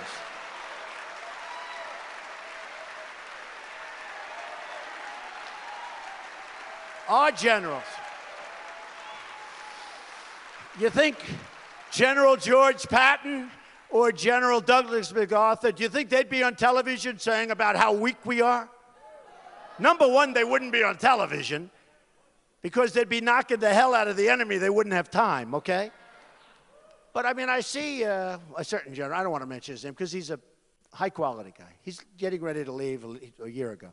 And he said, we are less prepared now, our Army, less prepared now than at any point, and I think he said in our history. Now, that's a long time. Let's assume in the last 30, 40 years. But I think he said in our history. So, assuming that's true, which I believe it is, I don't want everybody to know about it. They did a piece on 60 Minutes. They talked about our nuclear arsenal. Did anyone see that? It was a disaster. Talking about the phones don't work. The equipment's old. We don't know if anything works. I don't want people to know about it, but we got to fix it, folks. We got to fix it. We never want to use it. We never want to use it. We never want to use nuclear. But you know what? There are 9 countries right now that have it. There are other people trying to get it. We at least have to be prepared. I never want to. I'm the one that didn't want to go into Iraq. You know, a lot of people say Trump is definitely the toughest guy of all the candidates. Great. Big deal. I hope I'm the smartest, because smarter. But the combination is good. But he's tough. He may have a quick finger. I'll have the slowest finger you can imagine. I'll be the slowest. Again, that's why I tell. No Iraq. We did it. Take the oil. We didn't do it. When we're leaving, I said, take the oil. You know, if we took the oil, ISIS wouldn't have been able to fuel themselves. Do you know Libya, which is totally Hillary Clinton, that was her brilliant thing. I mean, this woman is a disaster, okay? She's a disaster. You know, no, she's a disaster. You know what Bernie Sanders said? She's essentially not equipped to be president. I mean, you know, they stopped him very, very quickly. They stopped him. Don't say these things. You're going to give Trump ideas. Believe me, I got him already. I got him. He said she's not qualified to be president. He said that. I said, tell me he didn't say that? That's too good to be true. He said, I mean, look at this. I wrote, because I want the exact He said, not qualified to be president. Now, that's a big stretch. But he said, she suffers from bad judgment. It's true. It's true. Emails, bad judgment. Iraq, voted yes, bad judgment. Libya, bad judgment. All bad judgment. So now what's happened, Libya has great oil. Gaddafi, well, she wanted to get rid of Gaddafi. She wanted to get rid of Gaddafi. And they wanted to get rid of Saddam Hussein. You know what they had in common? One thing they had in common. They killed terrorists, right? But look at Libya. Look at Libya. Oil that's so pure. And ISIS has it now. ISIS has it. We don't do anything about it. And the oil that ISIS has outside of Libya, they're making a lot of money. We didn't take the oil. We should have taken the oil. But they let Gaddafi, I mean, why?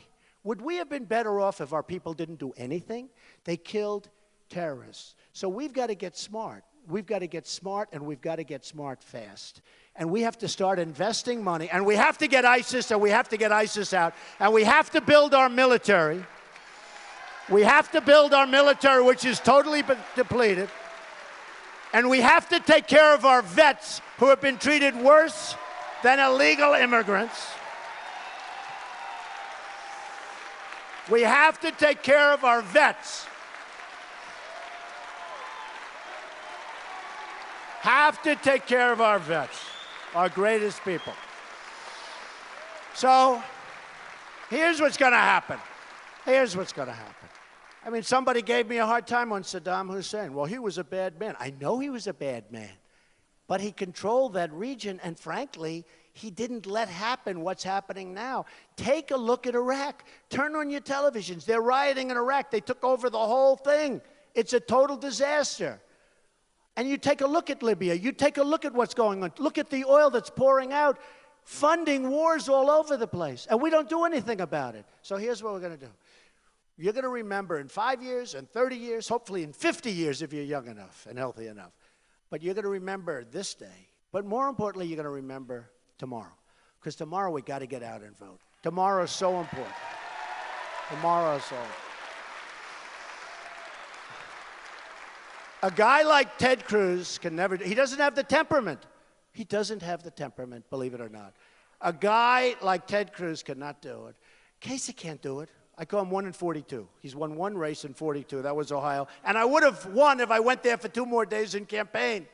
But they gave me a dirty poll in Florida, and I said, I'll better stay in Florida. So I won Florida easily, and I should have gone to, frankly.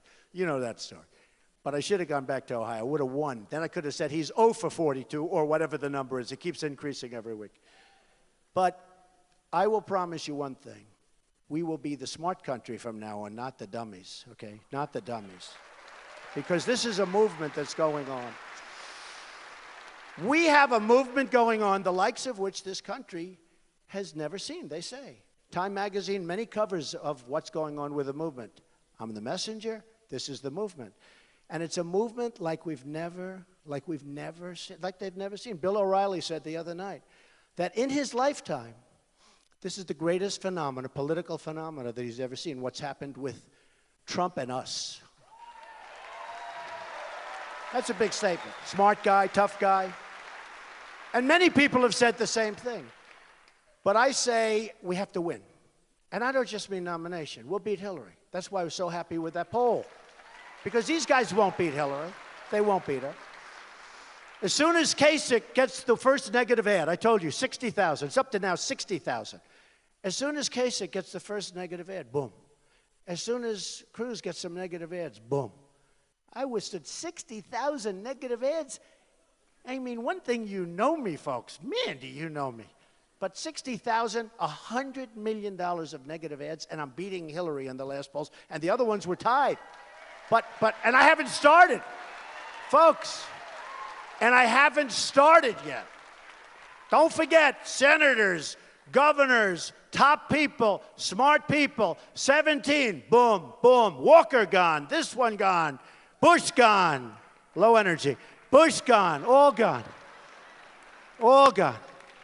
Smart people, Dr. Ben Carson, who endorsed me, smart guy, great guy. He endorsed me, great guy. Chris Christie, great guy, he endorsed me. But all smart people. And now I'm going to start focusing on Hillary. That's going to be so easy. It's going to be so great. It's going to be so great. Bad judgment. Crooked Hillary. Remember? Crooked Hillary, bad judgment. I didn't say it. I didn't say it. A lot of people said it. A lot of people brought it to my attention. Ben brought it to my attention. Other did. But it was said by Bernie. So I can't take any. Can I take heat if Bernie said it? So here's the story. Bernie said, bad judgment. And it's true. Look at the email scandal. That's bad judgment. You'd almost say, what is the purpose of doing it? It's just her. It's bad, bad judgment. It's also criminal, by the way, and a lot of bad things should happen. But we'll find out. We'll find out. It's a very criminal act. A lot of people have suffered greatly for doing much less. So here's the story. Hopefully tomorrow, everybody here, and you'll bring 10 people with you, everybody. We'll go and vote 20. I like that. I like that. And by the way, you think they have the bad seats. Actually, they have the best. You people have better locations and can see better, but they're going to be famous tomorrow because they're behind. You understand. They'll be so famous, they'll be out to Hollywood. But hopefully, you'll be out to vote. And you're going to look back, and you're going to say, in many years from now, it was the greatest vote that you've ever cast, because our country will start winning again. We're going to win with our military. We're going to knock out ISIS. Have to do it. Have to do it. Boom, they're cutting. Have to do it. We're going to win with our vets. We're going to take care of them. We're going to take proper care of our vets. These are our great people. We're going to win with education, Common Core out, bring it local. We're going to win, win, win. We're going to get rid of Obamacare. We're going to replace it with something absolutely great and for much less money. We're going to win at the border. We're going to build the wall. The wall will be built. Mexico will pay for the wall 100%. 100%. Mexico will pay for the wall. Now they're accepting it already. Now they're just saying about paying. The other day they said, well, maybe the wall gets built. Well, a year ago, they're saying, we'll never allow it. Well, now they're saying, we'll allow it, but we'll never pay. I said, they'll pay. You watch. By the way, remember this. $58 billion trade deficit with Mexico, right? The wall's going to cost $10 billion. Anybody that's in business, or you don't have to be in business, when you hear those numbers, it's real easy, folks, okay? Real easy. Mexico will pay for the wall, okay? Just remember that. And we're going to make, from the worst trade deals ever made in the history of the world, we're going to make great trade deals. And we're going to bring our jobs back to Indiana and other places in our country.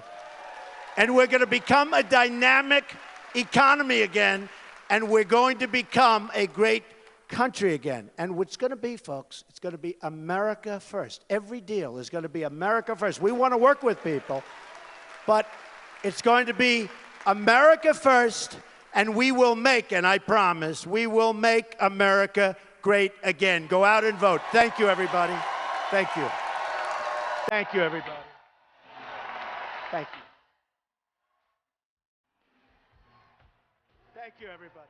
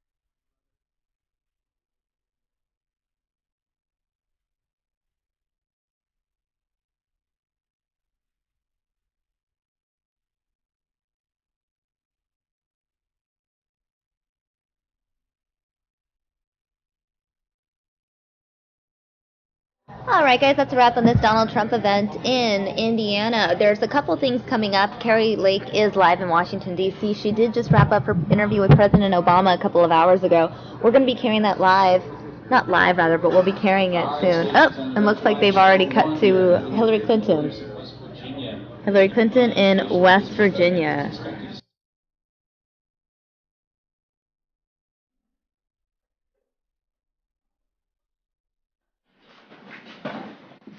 So I think Madam Secretary, my friend Hillary, I think I get to start it off. Great. And welcome you officially to the great state of West Virginia. We're so happy to have you here.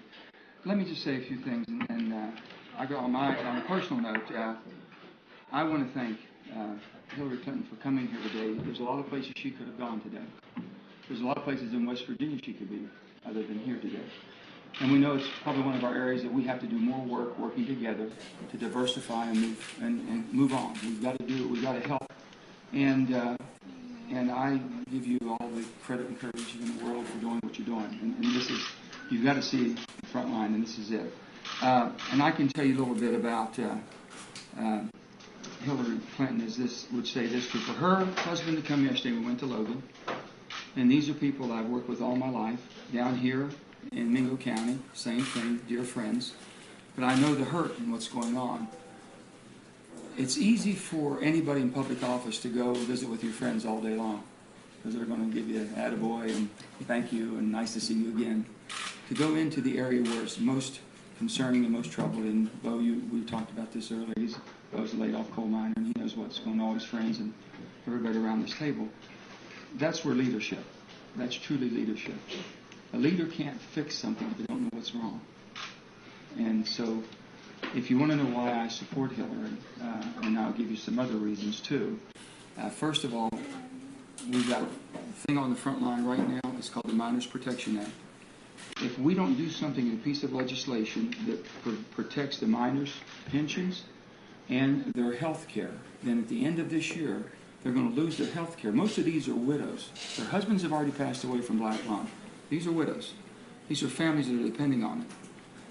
And we can't get our friends on the Republican aisle to step forward on this one piece of legislation. I'm the most nonpartisan person trying to work and bring people together. But I said, I need your help.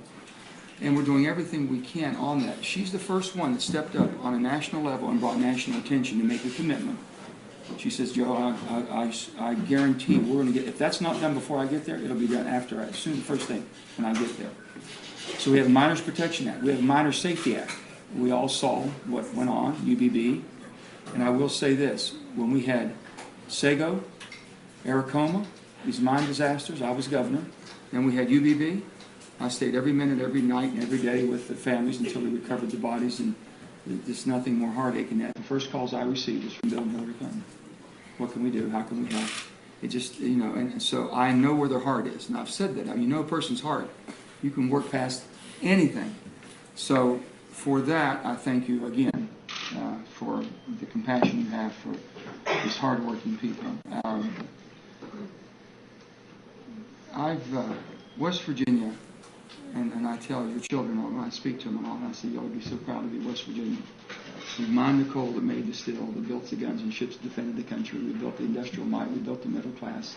This little state has done more per capita than most any state in the nation. We've given everything we've got. And Madam Secretary, the only thing I can tell you, the people in West Virginia feel like the returning veterans from Vietnam. No one appreciates what they did. It's like out of sight, out of mind. We don't need you, don't want you, don't like you, so quit doing what you're doing. And the bottom line is coal is going to be needed in the energy mix for another 2.5 decades. We all know that. Madam Secretary, Hillary has acknowledged that and understand there's a pathway forward. We haven't had anybody that would understand it as well as Hillary would understand, to make sure we have the technology to do the research and development to find a new technology to use it cleaner.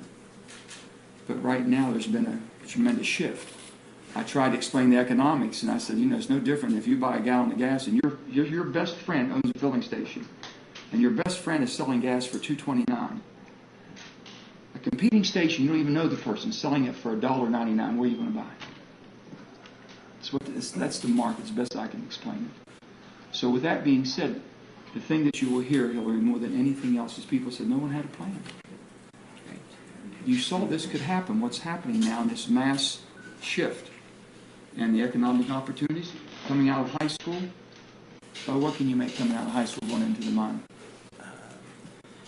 I came out of, I went to work for an auto dealer here in Williamson. I was making, as a parts manager, roughly $26,000 a year as a manager. And then my first year in coal mines, I basically tripled that. And there's nothing in this area that can compete with the type of money we can earn in coal mines. But the thing that was hard, it was hard on me to come back home and try to explain when no one seemed to understand in Washington.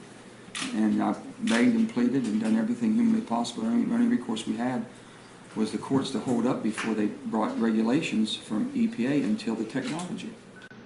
If we put the technology ahead of basically the regulations, we'll meet that. But if you don't have proven technology that can meet what you're asking me to do, and I've always said if it's unreasonable, it's unattainable, it's unreasonable. So we're trying to find that balance of moving forward to provide the country with the energy it needs. And I can only say one more thing, and Hillary, I know that I want to hear from you. If the people in California, the people around the world, all my environmental friends who do not agree with me, and the only thing I would ask them, I said, someone needs to be honest with you and tell you what would happen if another lump of coal was not delivered to any coal-fired electric plant in the United States of America for 90 days. Please, because nobody has more than 60 days supply, most of them, most of the utilities. That means they all shut down. That means 140 plus million people's lives are in jeopardy. The economy comes to a screeching halt in America because the East Coast is fired by the coal-fired plants. So we're not ready for that transition, even as much as they want to wish it. The grid system, they can't divert anything and put enough electric in the grid. They've got to have what we have. So we're trying to find that pathway for it. You have a plan. You're the only ones who come up with a plan. And I know that the people that are upset right now, I'm hoping that they'll take time and listen to the plan that we have out there. I'm proud to support you because I said friendship means an awful lot to us in West Virginia. When you have a friend, you're willing to say, let's sit down and work through a difference. I don't really agree, but can we talk about it? When there's no friend, you know what the problem in Washington is? No relationships. It's easy to say no to somebody you don't know. Sorry, I'm not going to do it. But you know this, if you have friendships and build relationships, and I'll give it to you this way. I want Hillary Clinton to win the primary next Tuesday. We'll take the general election the next step. Bernie Sanders is a good man and a friend of mine, a friend of hers. We all talk. Bernie's been in Congress for over 20 years. Good man.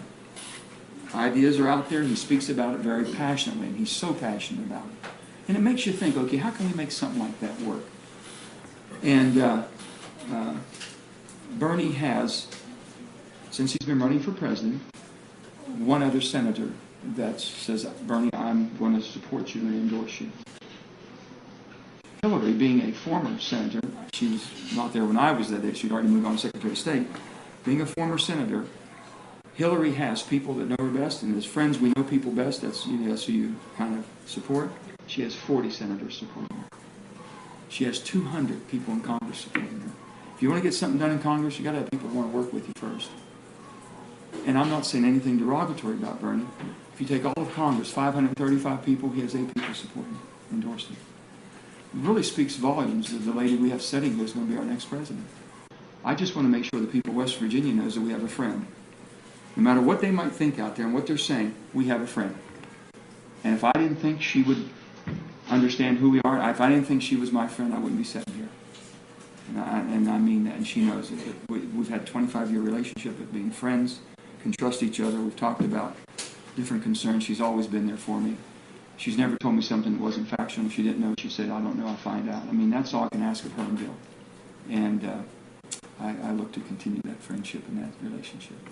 Thank you. You're my friend. Thank you.